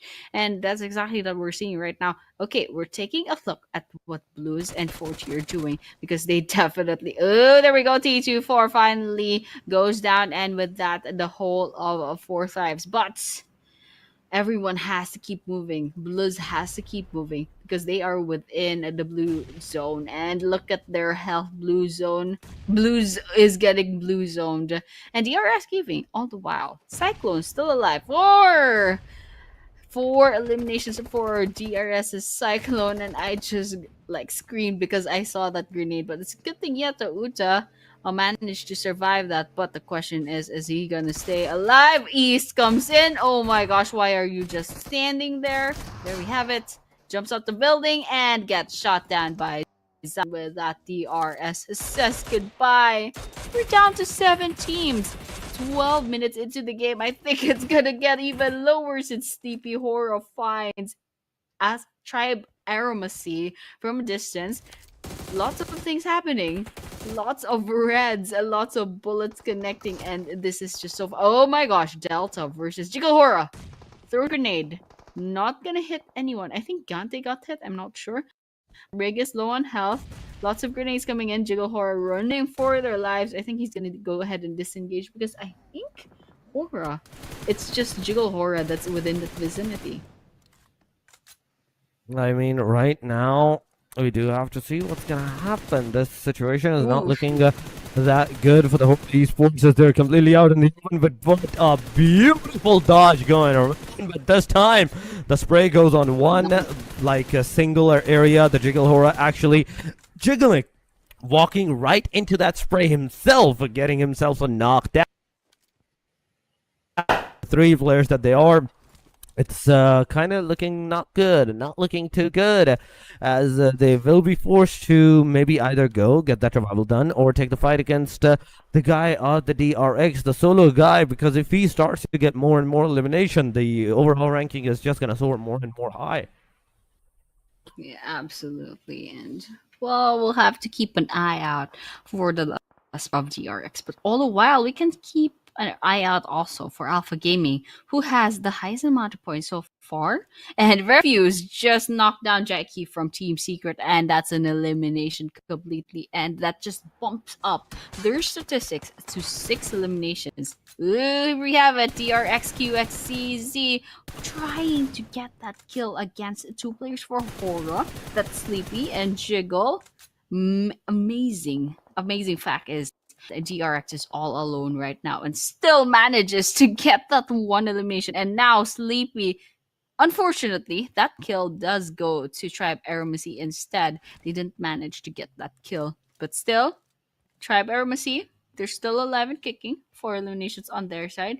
DRX, oh, DRX, they didn't get the elimination, I believe. That's unfortunate. I thought they got Jiggle, but apparently not. And Tribe Aromacy is over here coming in as a third party, and they managed to sweep up that place. And, well, the kills does go to Zayo at that rate. I mean, Annie at this pushing up, and the match is actually going. I kind of love it. On the other, on the contrary, it's going really good for the teams, for the players. And I'm all about it. I'm all about this aggressive stances. I'm all about these fights that has been occurring, that has been going on for the teams. But, ladies and gentlemen, Tribe or Messi for elimination on our screen, and you can see, for elimination, one of the highest in the lobby so far in this match, at the very least, for elimination after 6, after the Alpha Gamings. But they're kind of struggling on securing those knockouts. That's one thing that I am seeing constantly by majority of these teams, the majority of these players, right? That they're struggling with those elimination numbers that possibly can help them at this point. Those 1-2 elimination numbers where they try to get that and instantly get obliterated by the other teams. That's where the situation kind of go overturn towards them. Secret right now is in front of them, and they're trying their level best. They're not getting any connections. They're not getting any knockouts. So that's that. Aside from the fact that we are going to see Hora Esports on the top of the mountain at the corner of the circle, it's a good start for them, but there's still a lot of places to go. Absolutely, lots of places. Still stage 4, so it's pretty big map, but all the while it's not gonna stop all of these teams for going so aggressive. In fact, we're down to 20 players already. But so we did have 2 minutes of quiet for a while. But over here we have Alpha Gaming finally gets a pick off from one of their. Oh no, it's not a pick off. It was just a knockdown. They didn't get that confirmation yet. It looks like Team Secret is in a bit of trouble. I mean, what? happened with that Molotov? Oh, well, they're getting stormed in by Alpha Gaming. Let's see if Trang will survive this because, well, Frankie manages to get healed up. Uh-oh, there's another throwable coming in. I think Oh no. that was just the smoke. The grenade coming in. Alpha Oh. Gaming is lurking about. They want that kill. Oh, there we go. Rufus gets Frankie. Now all the stuff is Trang. Trang might not be there to revive Frankie, and might not be a good idea. Ooh, I love that play with the gets Refuse down. That's a confirmation. That's a kill as well, but Trang very low on health. One more trip. You trip on a rock, you die, and a team secret will be completely eliminated off. But he has time to go ahead and reset. Let's see if they can survive for the rest of this game. I mean, Terang, it's all up to this single individual guy. The players are reviving, healing themselves. The Molotov comes up, he's literally on fire. Can he heal himself? The answer is yes. He's finally going to be saved, but the second Molotov is going to take the better of him. It's over for the player, ladies and gentlemen. It's over for this individual guy and for the team secret out of the match. Ouchies. Talk about some big ouchies, ladies and gentlemen. That has happened. But officially, we're down to the top 6. 16 teams are remaining into the game. Mini 14, tap from Alpha Gaming's top is going on. And you can see the circle. Alpha Gaming in the circle. Kinatrop in the circle. There's a Bloods in the circle. The Schreiber is somewhat in the circle. And Tora Esports just entering the circle and going straight up to the face of Schreiber Messi. Absolutely. Let's just watch and see what's going to happen right now. Because Kinatrop and Alpha Gaming, there are both like a full squad. No. Alpha Gaming has a one player that is eliminated. Still, it's still gonna be pretty fun. We're watching Horror as well. Horror Esports down to 2 players. No Fear has 2 eliminations. Sky is still up and about trying to throw the throwables against them. And No Fear is inside of this house and just waiting for the right moment to strike. But definitely, they do not have the numbers advantage, especially against Kinotropia, against Tribe or FC, who still have full squads. However, Blues down to 2 players. DRX still holding on to dear life.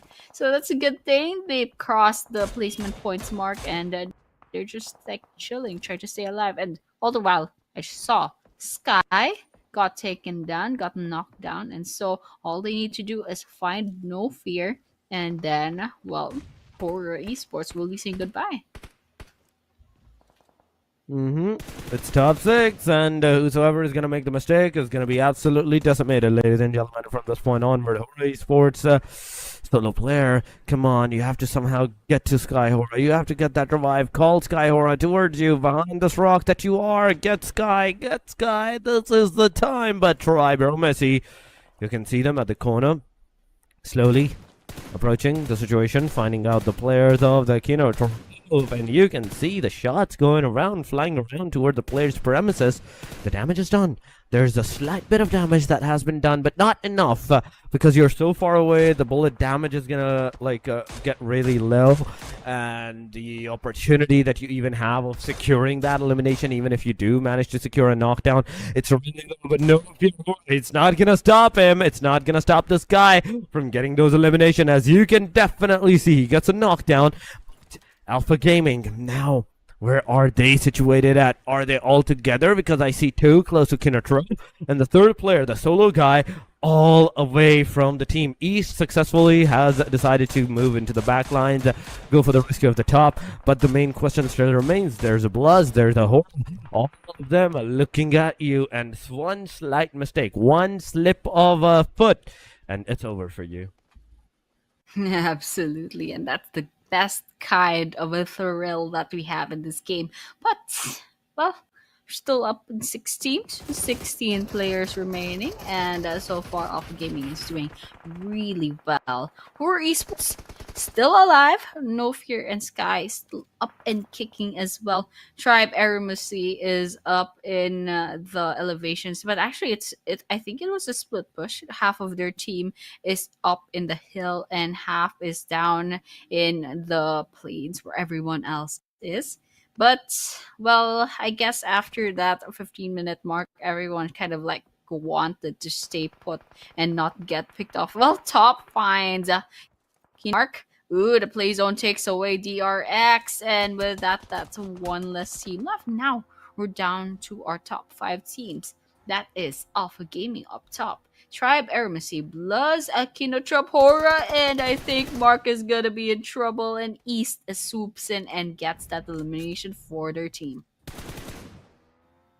Oh my god, it's top five, ladies and gentlemen. Hora with the duo, Kinotrove with the trio, Bloods with the duo, Triber Machine. In the midst of all of this chaos and action, they're the only team with a full squad in Alpha Gaming that has 10 elimination with a trio as well. So things are looking really good for the team Alpha Gaming. If they continue this momentum at that aggression, the second chart, maybe they're going to be able to get into the first chart with this. But the grenade from Zeol, it's not going to make any kind of connections. Kinotrope is kind of scattered. Even if you do get a one knockdown, you're not going to know the exact location of the rest of the players, so you're always going to be like thinking of where the players are, where they're situated at, where they are at right now. And if they are close to you, can you get those eliminations for yourself? The answer is yes. You've managed to get a one knockdown.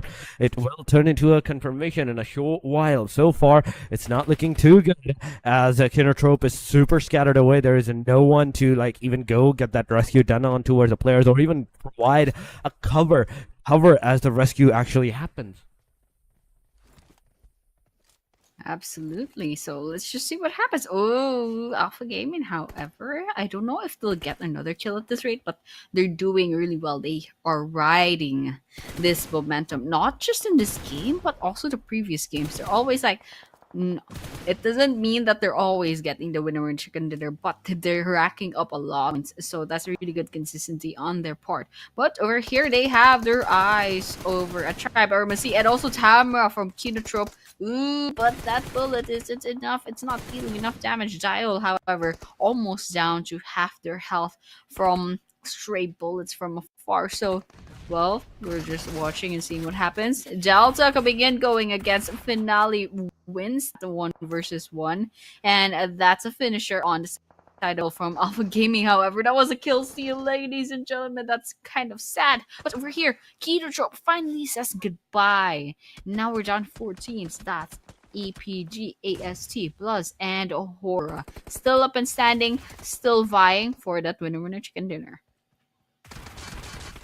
I mean, that's absolutely true. Right now, they are making sure that they survive for the Winona Chicken Dinner. Triber Messi with the 4 elimination. Now they're throwing the grenades on towards the Alpha Gaming. Alpha Gaming not receiving enough grenades on the damage side that can take them down, but a retaliation grenade is coming. Rig getting that damage on him. It's a great start. No matter what's happening, there's always this team. 13 elimination. Alpha Gaming has one step ahead of every single one of the players, one of the team. But the backstab, they have to be really, really precise on if they are covering their backstab or not. Because if there is someone with a backstab, oh my god, that might actually turn over for you. Giante throwing a grenade once again. 2 seconds, 1 second. It's going to go close to top. It's going to do a slight bit of splash damage, but not enough. Still not enough. There's also another game. Triber, Messi, Hora Esports, these 3 total teams close to the proximity. You can see Rig getting a lot of damage. Now East closing in from different angles. He's finally going to spot down Giante. The shots, the sprays, it did not make any connection. And the face-to-face fight, it's going to happen. Whereas East is going to be down. Giante loaned that HP. Nobody's coming. Top finally is to get that elimination on Giante. The damage is going to be done. No. Giante doing off 1 versus 2 against the players of Alpha Gaming. Now Zul, the one and only hope, the final hope for the team. Everything is riding on the shoulder, and Giante is gonna actually pull up a 1 versus 3 against the team APG, ladies and gentlemen. Alpha Gaming out of the match, and Giante's a beautiful 1v3 made it happen. I don't know. Let's see. Oh no, actually, Giante finally falls by the hands of Horror Esports. Now it's between Horror and a Bloods official. So beautiful footwork coming in from Alpha Gaming and AST just a while ago. But unfortunately, in the end, none of them will make it to the top 2. So this is between Horror and Bloods. 2 players each side. and Xerox just emerged from that building, and Hora is definitely not favored by the circle. So this is gonna be pressuring on the side of Hora, especially with Blood's gatekeeping the area. So there's a huge chance that the blue zone will be playing quite a big part as to these last few seconds, perhaps minutes, perhaps seconds of this game. But right now, they're waiting on it. 2 versus 2. Hora behind the smokes. No bullets yet. I see a Molotov from nearby. Smoke's coming in. And this is just a waiting game. Ooh, Sky. Oh, there we go. Some bullets coming in. Xerox and not taking damage. However, no fear right behind them. I think this is a sandwich. Oh, there we have it, ladies and gentlemen. We have a winner chicken dinner. And this is once again our last Miramar map for this tournament. So there's only one map left. So this is going to be a really pressuring, very, very pressuring for the teams later on. I mean, it has been an amazing winner chicken dinner for the team. They did a very great and amazing job of securing that winner chicken dinner. But I'm not sure what happened to Alpha Gaming at one point in time. They were doing so good. But to be 1v3'd out by the hand of Giante from Tribero Messi, that was a very, very wrong move that they just pulled out on themselves for some reason. They were not together, they were not pushing together, and that kind of a confidence that they had with the 13 elimination to their name, I think that confidence kind of overturned into overconfidence. That was the one responsible for their eliminations. But aside from that, what a match it was. No matter who's going to have the winner chicken dinner, there's only going to be one name, I believe so, at the very top, and that is going to be Alpha Gaming at the very least in this match. Absolutely. Alpha Gaming had a lot of points. I think they had the double digits for the kills, just the kills itself. So with that and a lot of placement points as well, it's gonna put them a lot higher up in the over ranking. But I can't quite remember where they are sitting from the previous table, but it's definitely gonna jump off just a little bit more than usual. Oh, there we have it. Horror Esports sitting at number 2. Oh my gosh. I did mention that there's a possibility that one of these teams are going to overtake BTR, and that's exactly what Horror Esports did. 6 eliminations and the placement points of 10, and now they are the number 2, dethroning BTR from over there. So BTR got dethroned twice today, so it's DRX sitting up top, Horror Esports at number 2, and here we have the individual team stats. No Fear Horror, 5 eliminations. A Sky Horror with 1. Jiggle and Sleepy both got picked off quite early on. You can see that with the damage dealt. But No Fear definitely has no fear. That's 1,050 damage dealt to the 5 total eliminations. And Sky Horror as well. 426 damage and 1 elimination. All the while Jiggle Horror was alive, they dealt 213 damage, and Sleepy had just double digits. I mean, he did had a decent number of damage on those eliminations. But here we go, ladies and gentlemen, we have the summary. 0 vehicle elimination, Bumblebee with the longest elimination number to his name, 393. Mita is the number. 3 airdrops, 3 grenade elimination. Ooh, we did not had too much of grenade eliminations this time around. But going into the total elimination number, that's 53. MVP of the match is none other than the one and only Nofia 911, ladies and gentlemen. He is the MVP of the match. 5 eliminations, 1,050 damage that he's gonna do. But aside from him, there's 67 meters is the longest elimination that he is going to secure. So not even 100 meters of a distance, 26 minutes that he survived into the match. So a decent survival nonetheless going into the damage graph chart. This is where the diversity actually starts to happen. This is where the changing actually occurs. Whereas APG couldn't get the winner chicken dinner, they had the highest elimination, they had the highest damage of all the lobby, 2,292 with 13 elimination. And you can see the rest of them just dropping down, going to the match leaderboard. It is Alpha Gaming, 13, 17 total points. 16 for Hora, 12 for Triber Messi. We have 10 for Bluz.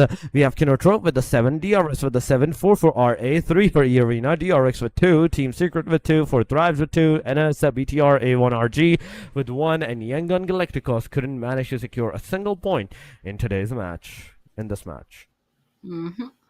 Yep. Alpha Gaming with the number 1 spot on the match. But this one, overall leaderboards, DRX, pretty considerable amount of gap between them and Hora Esports. So they're sitting up top at rank number 1, and I don't know if there's a chance that Hora Esports can overtake DRX, even if DRX basically misses the next game. But that's unless Hora Esports 26 points in the next game. DRX practically sitting there at number 1 already. BTR, however, just 1 point away from catching up to Hora Esports. So they have to work extra hard in this last map, and that's the Erangel map, to end the tournament. And yep, this is the MVP race. We have Team Secret's Charky, we have Zayo, okay, we have Rig, and there's a pretty huge jump from Zyle to Sky from 34 to 23. But Jackie and Zyle, they're only 1 elimination away from each other. I mean, yeah, that's absolutely true. But one thing, Annie, is the fact that MVP is also going to receive a slight bit of prize pool for themselves. Remember this. As we remember, MVP had, I do believe so, $100 for themselves. I'm not quite sure if they received the $100 or it was just the title of the MVP. But yes, there was the award for the MVP as well. But this season number 2, I don't know how much prize money is concluded to the MVP of the match, MVP of the whole tournament, to the MVP of the whole tournament. But yes, 400 for the champions, 250 for the second, 175 for that third placement, and fourth placement. The only placement that's going to have another, prize money for themselves is going to be the fourth place.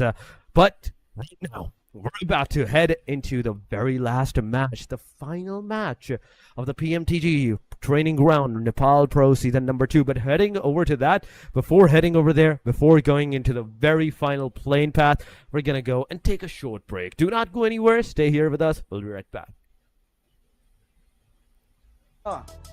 Neon Outpost, Black Market, कि एस्ट्रोडेन bro अब यो नभन कि तिमी पोर्टलबाट एस्ट्रोडेनमा गएर fight हाने छैन भनेर okay केही त भन न ताजा खबर अप्टिमस प्राइम र मेगा ओए मेगाट्रन र अप्टिमस छ त्यहाँ कसले जित्छ होला मेगाट्रनले जित्छ कि अप्टिमस प्राइमले जित्छ अप्टिमस प्राइमले त बन्चरले छाप्पै छप्काइदिन्छ अनि जति लेभल बढ्यो त्यति ओपी हुन त मेगाट्रनको पनि लेभल अप हुन्छ तर मलाई चाहिँ अप्टिमस प्राइमै मन पर्छ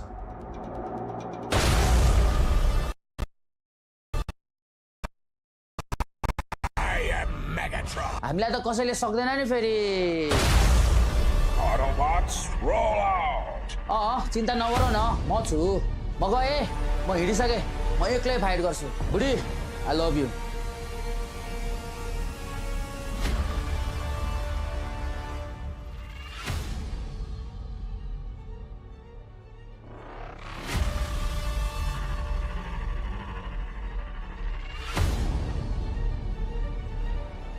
The Epic Transformers Showdown event is here. Get a free Bumblebee voice pack, enhanced edition, and a new legendary outfit.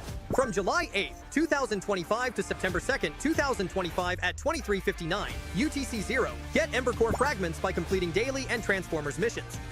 Collect certain amounts of Ember Core fragments to claim milestone rewards that include Space Warp music, New Sensation Space Gift, and 800 perk tokens.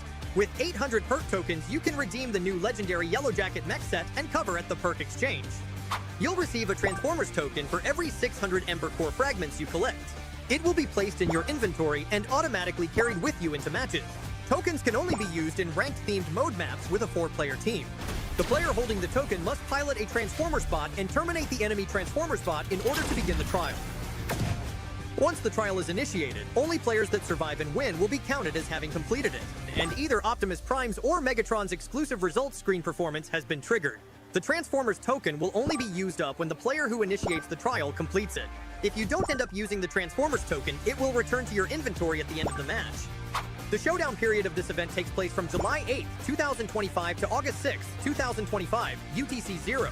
The amount of damage you deal to the Transformers bots, the number of times you terminate them, and the number of times you complete a Transformers trial all contribute towards your team's progress. You are automatically assigned to the team you contribute most to. The team that gains the most progress at the end of the showdown period wins, and its members will get rewards, including an enhanced edition of the Bumblebee voice pack. I'll cover you. Let's go. However, players on the losing team don't need to worry about missing out on any rewards. During the remedy period from August 7th, 2025 to September 2nd, 2025, UTC 0, you can complete remedy missions to earn the winning team's rewards. Take part in Optimus Prime and Megatron's showdown now and collect all the rewards.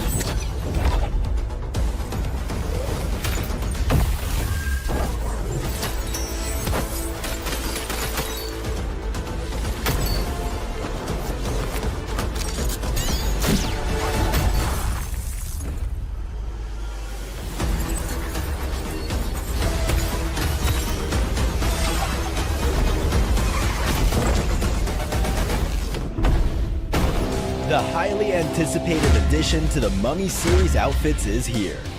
Paired with the new Ice Tomb Glider, the Polar Spectrophage set is just what you need to freeze your enemies. Or send them ablaze with the Inferno Fiend set's new upgradable Chain Inferno Uzi. All the Mummy outfits are back. Get them all. Join now and collect the whole series to turn all eyes on the battleground. Event period, July 10th, 2025 through September 2nd, 2025.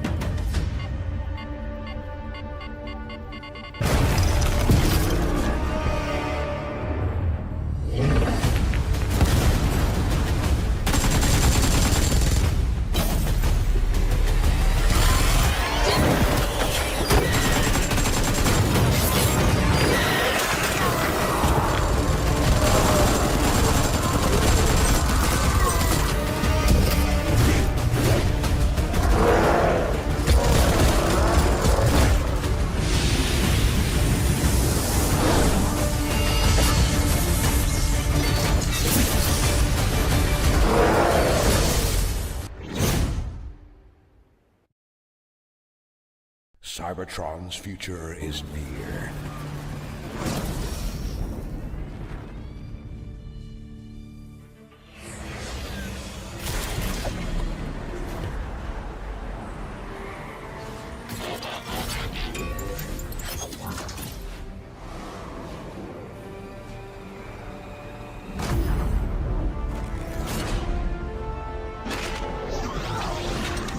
Autobots, roll out!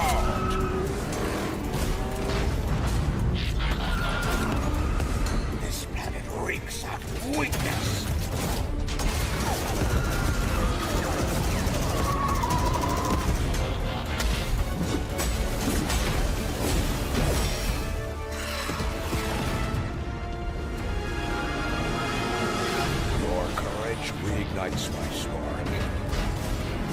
will crowd a new load of Cybertron.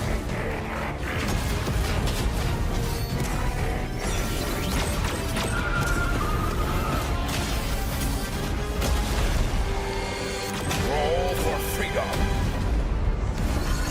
A victory for all sentient beings.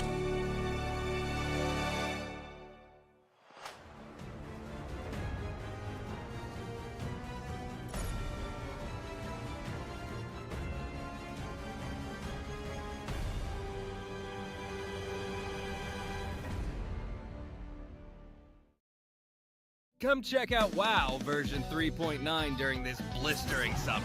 But watch out so you don't get blasted by ink. The new Ink Blaster fires ink in multiple different colors. Like other firearms, it deals damage, but it also splatters anything it hits with ink. Look at how much fun they're having. Look, seems like the pool party's got some fierce-looking guests. The Smog Zombie and Spitter Zombie have been added to WoW. They're not easy to deal with. Don't miss out on this summer showdown. We might need a janitor to come clear up the battleground. Hold on, an old friend from Winter has come to join our party too. How epic! Start creating with these new objects. The creator page now has a co-creation wallet feature, which displays your detailed creation earnings. Stay tuned. Is the gloves with teddy, the headband, and also the tail.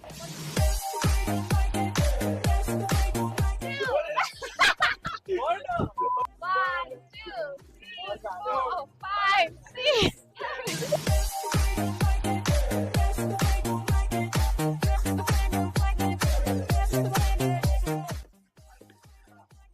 Oh my god!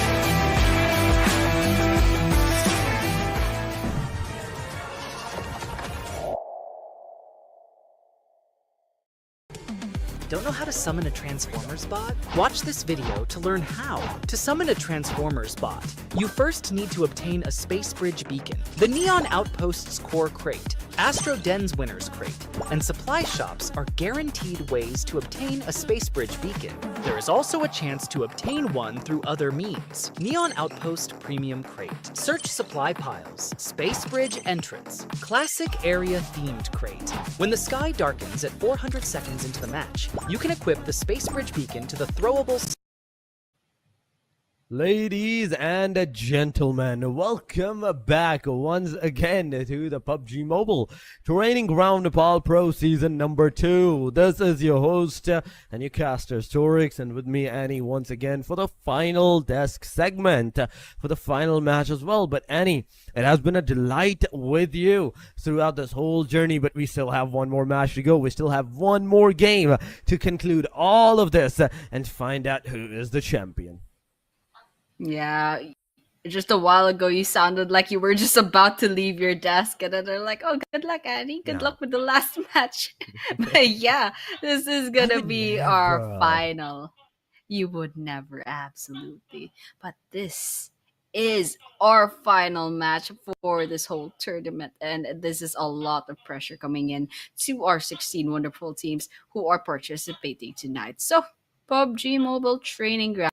last match, the Erangel map. So we're going back to the basics. We're going back to the first map that everyone has stepped foot on this game. So everyone else is Yes. very familiar with this map. They know where to drop off, they know where to hide, they know where all the vehicles are, they know where all the good stuff are. So there's no excuses. They have a very big advantage in terms of knowledge, in terms of the map, in terms of like drop off points and strategies. So it's Yeah. all about skill, and they're just gonna go ahead and fight it all out in this last match. It's all about how well you can play this Erangel match out for yourself. Everything is dependent on that. Whether you're going to be into the top 3, top 1, top 2, anywhere on the overall ranking, it depends on this match. And there's a lot of things that's gonna like make it difficult for you. There's a lot of players, there's a lot of teams that's gonna make it difficult for you, as they will also be trying to secure those points. Maybe take the top contenders out first, then slowly move towards the next ones. These kind of like game scenarios that might occur as well. So we all can do is we can wait out for the match to actually start, to conclude, okay, what's happening, this is happening, this is not happening at this point. But yeah, it's all, the answers are all gonna be into the match, and we are waiting for it. We're waiting for the match to like actually start, to actually occur. But aside from that, Erangel plain line is going to be super effective for the teams. If it goes a hard south, imagine from a west to east corner towards the hard southern side, military base is only going to be accessible easily for the teams. The northern sides, maybe up to until Pochinki. But if it's unorthodox plain line, cutting the map into total bisection of 2 and a half, then that's going to be a very different story for a majority of the players as well. But here we go, ladies and gentlemen, 5 matches done and dusted. Up onto the final match that will be Erangel. Day number 3 is about to conclude. So far, Rondo was for Namshing's Red Force, Bluz was on the Miramar, the first Miramar, DRS for Erangel, the RX for Sandhawk, where they successfully overtook a lot of placements against the team of BTR. But Hura Esports taking that last match win of a chicken dinner. Now going into the match number 6. It's going from Zarhi all the way down Military Base Island. I love the flight path. It's so bad. It's like all the way up and biased towards the southwestern part of the map. And so with that, it's hospital, Gatka, Pochinki, Quarry, Ferry Pier, and the military base that will be accessible at this rate. I think they can go ahead and go to Zarki and maybe shooting range if they're feeling spicy. But definitely Solber. Yes, Naya Poliana, a little bit too far. Mansion as well as Milta Power. It's a bit kind of far to go to. But you can see everyone's kind of dropping off at this rate. And there's some chance, some pretty good chance that we'll be seeing early game engagements. And we already see the kill feed. There was a knock on their side. Let's see if it will go ahead and get into a full elimination. Ooh, there we have it. Blues official going up against Team Secret. And there's one down. There's one knockdown from the side of Blues official. TS is still up in the running.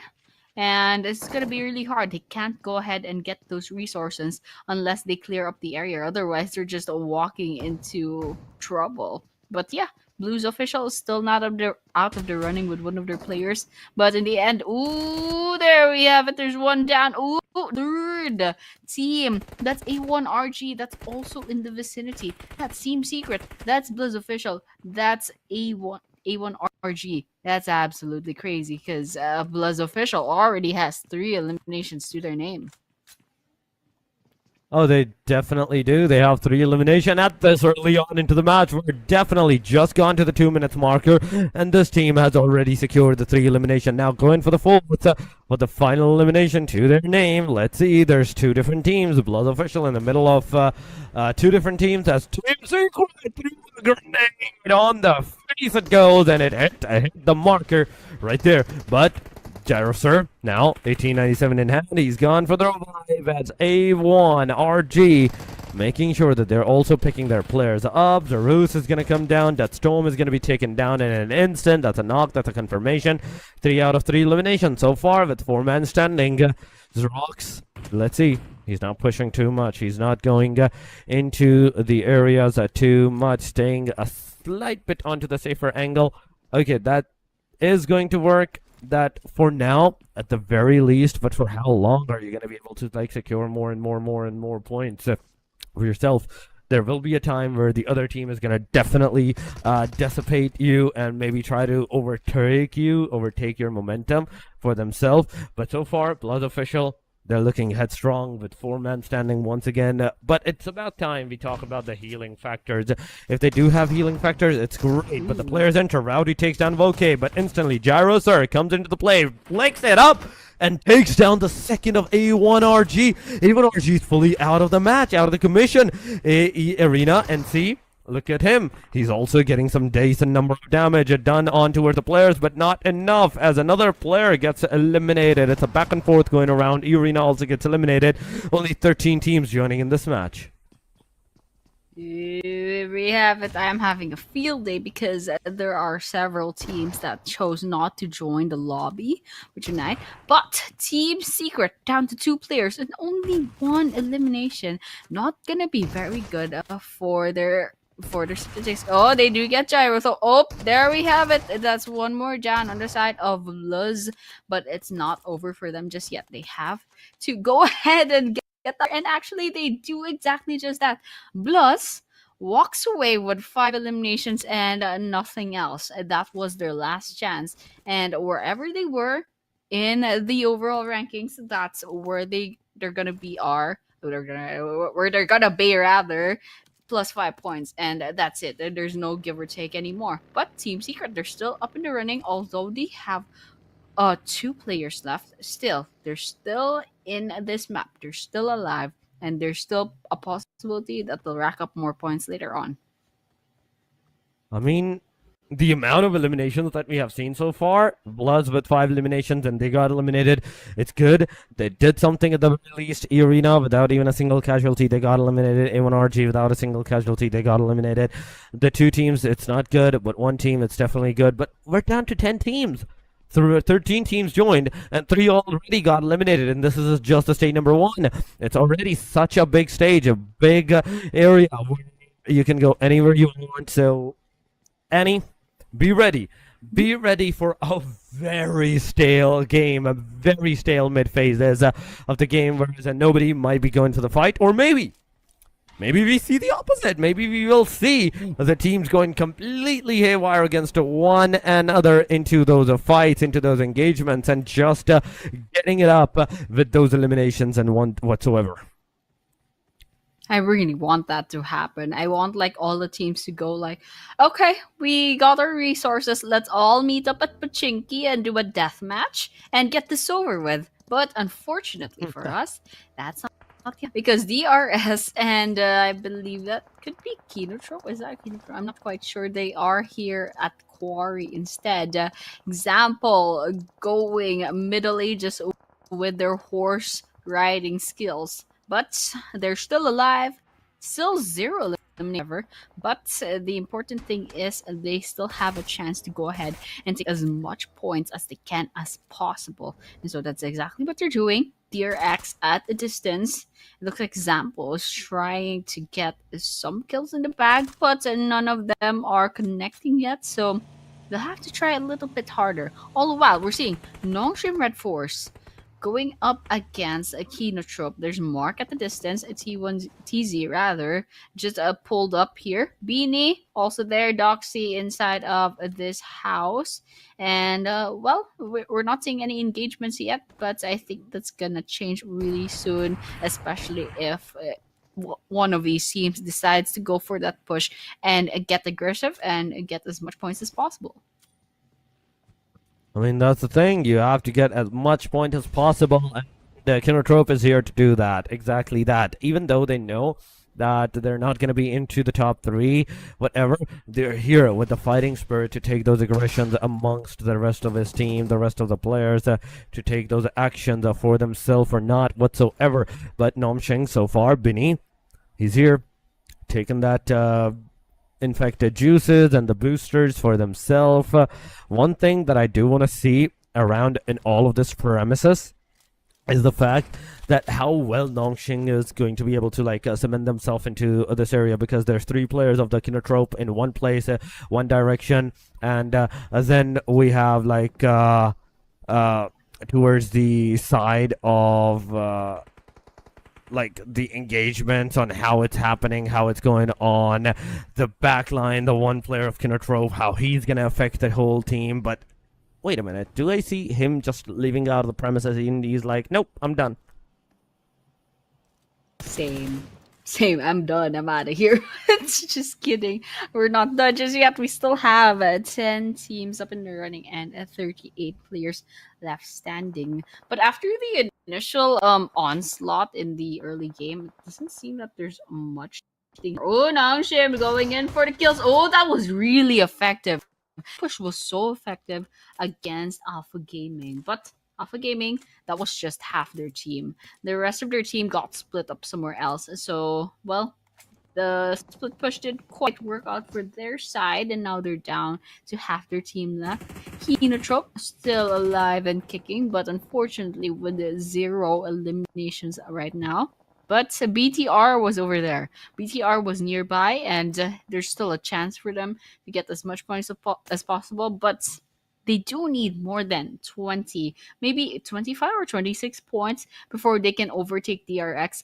And that's considering the possibility that DRX will get 0 points, including placements. So it's a little bit hard for BTR to catch up. So I think what they can do right now is try to reclaim their number 2 spot. I mean, right now, it's not the fight for the number 1. It's for the fight for the number 2. So far, the situation is not looking good, but there we go. Doc pushing forward. There we go. We have APG in the front lines. The back line also has Kinotrope. So it's 3-way fight, 3-way engagement that we're going to see. Even if they're able to get the APG out of the equation, that they do. They also have a hovercraft. The back line, the cards are being exposed, and they're getting a lot of damage onto that angle as well, getting some decent number of shots and everything that's going around. But Doc, is he ready? With the 3 times he sprays, and oh my god, that's a very precise spray. But unfortunately, not a single connection on its way. Absolutely not a single collection happening. And I really want a little bit more aggression, a little bit more violence for here. But that's me asking way too much at the 10-minute mark. But still, Kinotrope Gaming, their spirits are up. They find a moving card, tries to get some kills in, and you can see just how uninhibited some of these players have become, knowing that this is their last chance. But I think Kinotrope Gaming, they're having quite a lot of fun. They're still trying their best to get as much points. And of course, for everyone else, there are some teams still up in the running for the top 5, perhaps, of the leaderboard. So, well, they'll be working hard, but for everyone else, they're kind of kicking their feet back just a little bit. And finally, something happening in the kill feed. DRS gets a knock. Sky gets a finished off on the side of Horror Esports. DRX does get 1 elimination on their side. I mean, it's going good. It's not too bad right now, though we are seeing this. But Annie, it's the stalemate scenario that we were talking about, that I told you is going to happen. This is the time, this is the point in time where nobody's going to go for the fight. Everybody's going to try to, like, not engage in them and try to, like, hold down the forts. Whereas, if they are into the fight, if they do engage into the fight, that's a complete different scenario. Then they're not gonna back off. But I see the front tire punctured. Okay. That's deliberately punctured, so the car does not move randomly from one direction to another in a short distance. But no fear, 911 alongside of Jiggle. Both are getting shots. That's a lot of damage. The back tire punctured, and right with this, that's a lot of damage. No fear, barely surviving. Jiggle. You can see Jiggle in the midst of all of this, super low in that HP. Tribal Mitzi versus Kinotrope. Kinotrope losing 1 player. Tamar getting a knock, getting a finisher. The second guy is knocked down as well. Ozzy-san, the third guy is down as well, and Kinotrope is down to the very last guy. Oof, I saw that. Kinotrop one after the other falling like dominoes, and well, they're down to one last player. As you said, this is finale. That's a funny, ironic thing with their name. You know, finale is the last person standing on Kinotrop, not just for but the whole tournament too. So if Mark doesn't get revived, and that's probably possible because Mark is nowhere near the mini map, then well, finale will be well the finale. And just taking a look at what else is happening on the map, there's Horror Esports versus DRX is still at it against each other. All the while, pretty sure Tribe Ermacy from the distance heard all that ruckus in Ferry Pier, and they're probably gonna rotate really soon. So that's something that we'll be waiting out on. But for now, still 9 teams in the running, 30 players still standing, and we are about to cross the 14-minute mark. I mean, we got 4 fights, 3 fights at 2 minutes marker, right?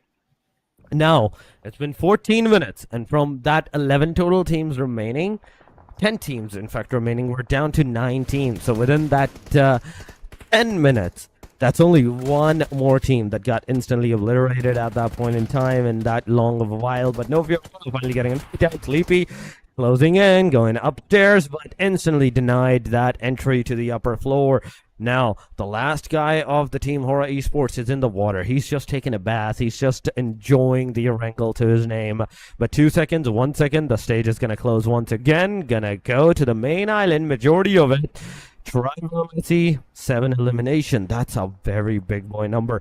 DRS, 0 elimination, but all the 4-man standing. Nomshing's Red Force, close to the proximity, but the fight, they're not occurring. Both of them do not want to take that fight whatsoever. Just look at that. They can see the hovercraft, but they're like, okay, it's a hovercraft. I'm not shooting. You're not shooting as well. Yeah, absolutely. And what I want for these alive players to do is kind of like stand beside each other and start dancing. You know, that would be pretty funny. But of course, I'm asking for nonsense because you know DRS and Nongshim are they're all a full squad and they're about to go against each other. Example falls first. TZ gets knocked down. Cyclone follows as well. Killer YT gets a TZ as well. And there we have it. Looks like DRS might have the numbers of advantage right now. If they just finish off. Ooh, no, Red Force almost got finished off, but XZY swoops in.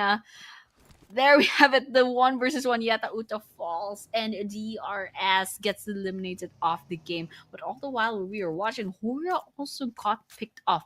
And it's not over just yet. Nongshim Red Force straight out of an engagement, and now DRX swoops in trying to get as much kills as possible. But Nongshim Red Force doing really well. They're up 8 eliminations already, but it's gonna be hard to go against DRX at this rate because they're already down to 2 players, and one of them knocked down, and probably the resources are a bit lacking. But still, XZY trying to get as much kills as possible. But all the while, Team Secret also gets eliminated somewhere out there in the map. Let's see if XZY can get a pick off or 2 before ultimately falling to the hands of DRX. Because, well, numbers don't lie, and the numbers are stacked against him. Oh yeah, the numbers are definitely stacked against him at this point, and his location is revealed. The grenade is definitely going to go, but before that happened, Neo from the top of that sniper tower, of that watchtower, he's going to take him out. It's over for another team, DRX. Even the last match, they are making sure that they're getting some point, so they can still be at the very top of the leaderboard when we see our champions going around. Triber Messi 0 alongside of the rest of his team. 9 elimination that this team has secured. A decent and amazing number of elimination that this team has so far. Triber Messi, they have successfully took down 2 squads, 1 solo player somewhere in the proximity. Kinotrope is down to the last guy, 0 elimination. DRX 4 elimination, 4 men standing. R8 3 elimination, 3 men standing. But BTR, I want to see BTR, the top of the mountain team right now, close to the Corey region against the Triber Messi, if they're actually going to go take those fights or they're just going to chill around for a little bit more. There we have it. We're definitely chilling around. Delta has the correct spots and the movement, but they're definitely not shooting just yet. Just waiting and seeing. Oh, there we go. Gante still alive, still looking out for any potential kills. Bigatron by Vitality. Hero eliminations, and they have to worry about going up against War Esports. And so with that, they definitely have to step up. Otherwise, they kind of just stayed within their number of points ever since day number 2 ended. They kind of didn't have a lot of points. I don't think they even crossed the 130 mark, and that's considering the fact that they got 120 points or 20 something points on the last match of day number 2. So not a lot of things going about with Bigatron by Vitality, but still have a chance. There's still a 4-man squad, and there's still 16 players left standing. R8 still alive, DRX still alive, Kinotrope 1 player left, and Tribe Eremacy is still a full squad. So lots of things can still happen, and while Kinotrope is all alone and everyone else has the numbers advantage. It's top 5, ladies and gentlemen. Tribe Messi 9, GRX 4, 3 for R8, 1 solo player with 0 elimination for Kinotrope, BTR with 4 and 0 elimination whatsoever as well. But the main question still remains when the fight will occur, when the fight will happen, and I think DRX is right now getting shot on by the hand of Team Tribe. Messi up, that's some damages going around, not a single knock onto the play. We do have to see what's going to be that in the very end. These top 5s are waiting for the circle to close up, but the circle to take a shift towards them or against them, then they can move forward.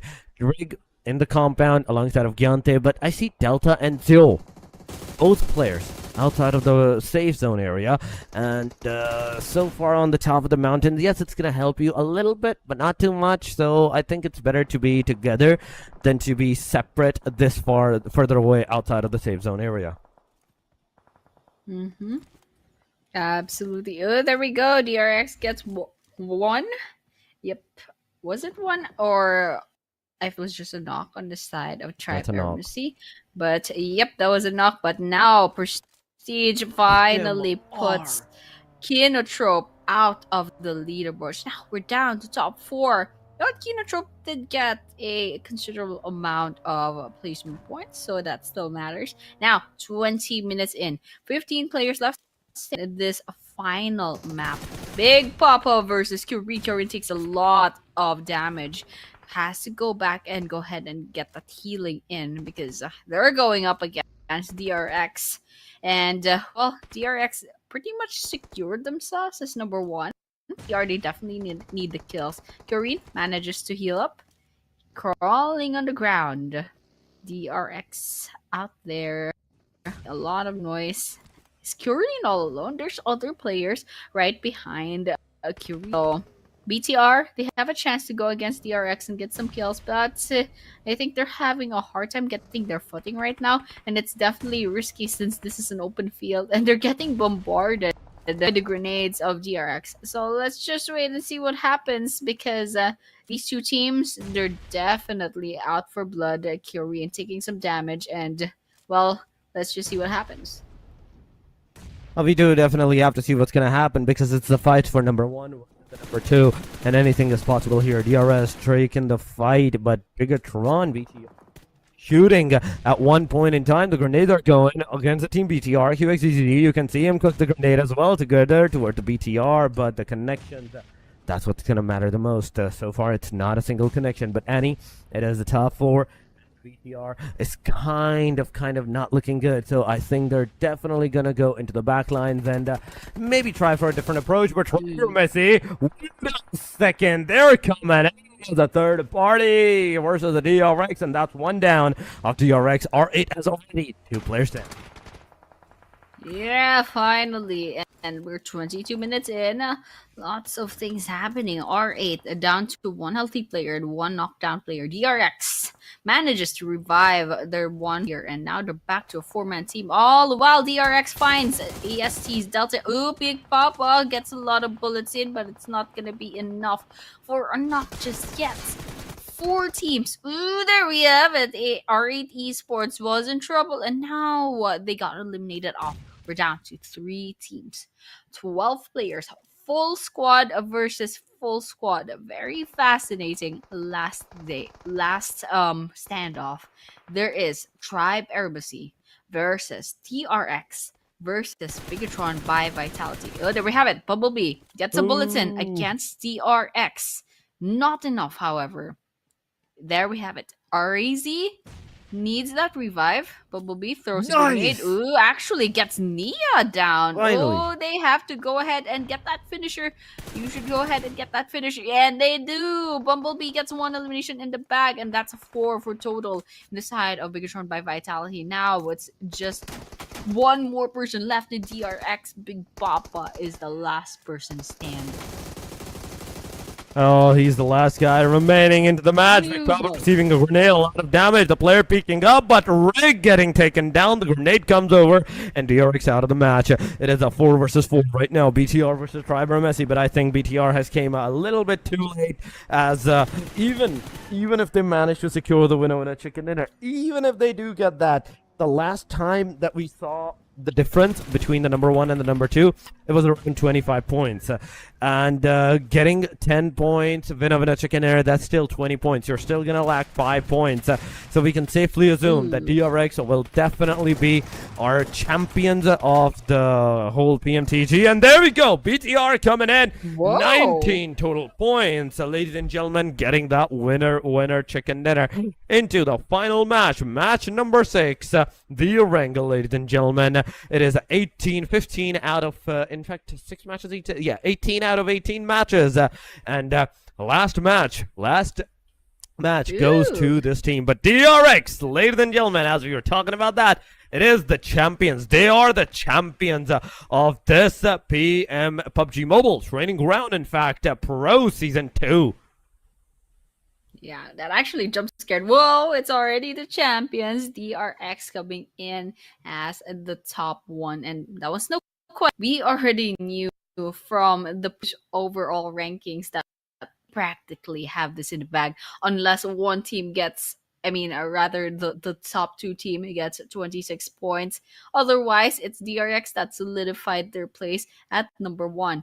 But number 2 and number 3, I think it could be contested still. And the fact that BTR walked away with 19 points, I think that's absolutely possible. But we confirm that later on. But right now, what we're really sure of is that DRX got the champions for this whole tournament. Congratulations. They have a amount of the prize pool going into their pockets, and they absolutely deserved it.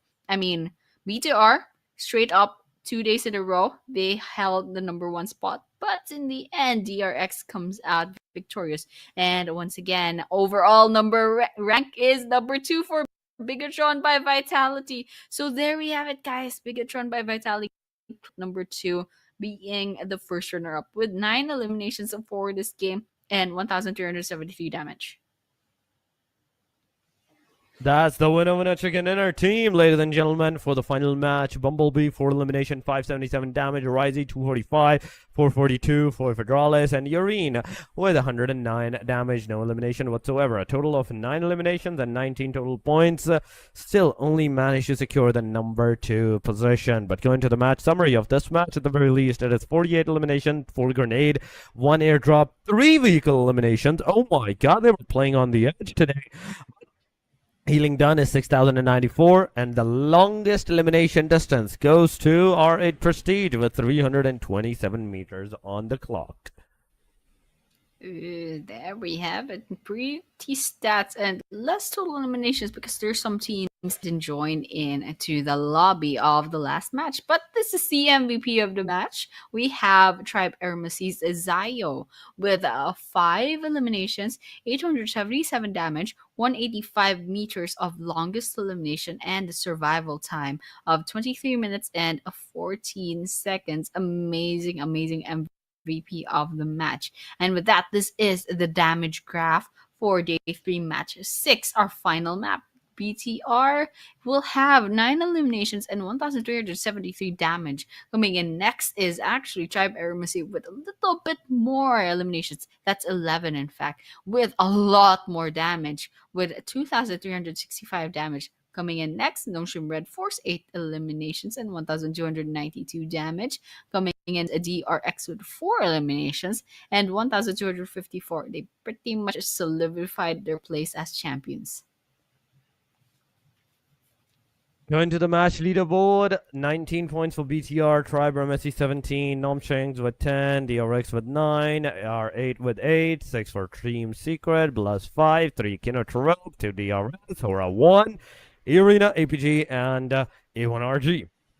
0 points whatsoever. Not a single placement, not a single elimination to their name at the very end of the match. But 13 teams joined, ladies and gentlemen, out of which we have BTR as the winner chicken dinner takers. But the champion still goes to the DRX. I kind of want to see onto the overall ranking on what the number 3rd and number 4th is. And there we go. 163 points for the DRX.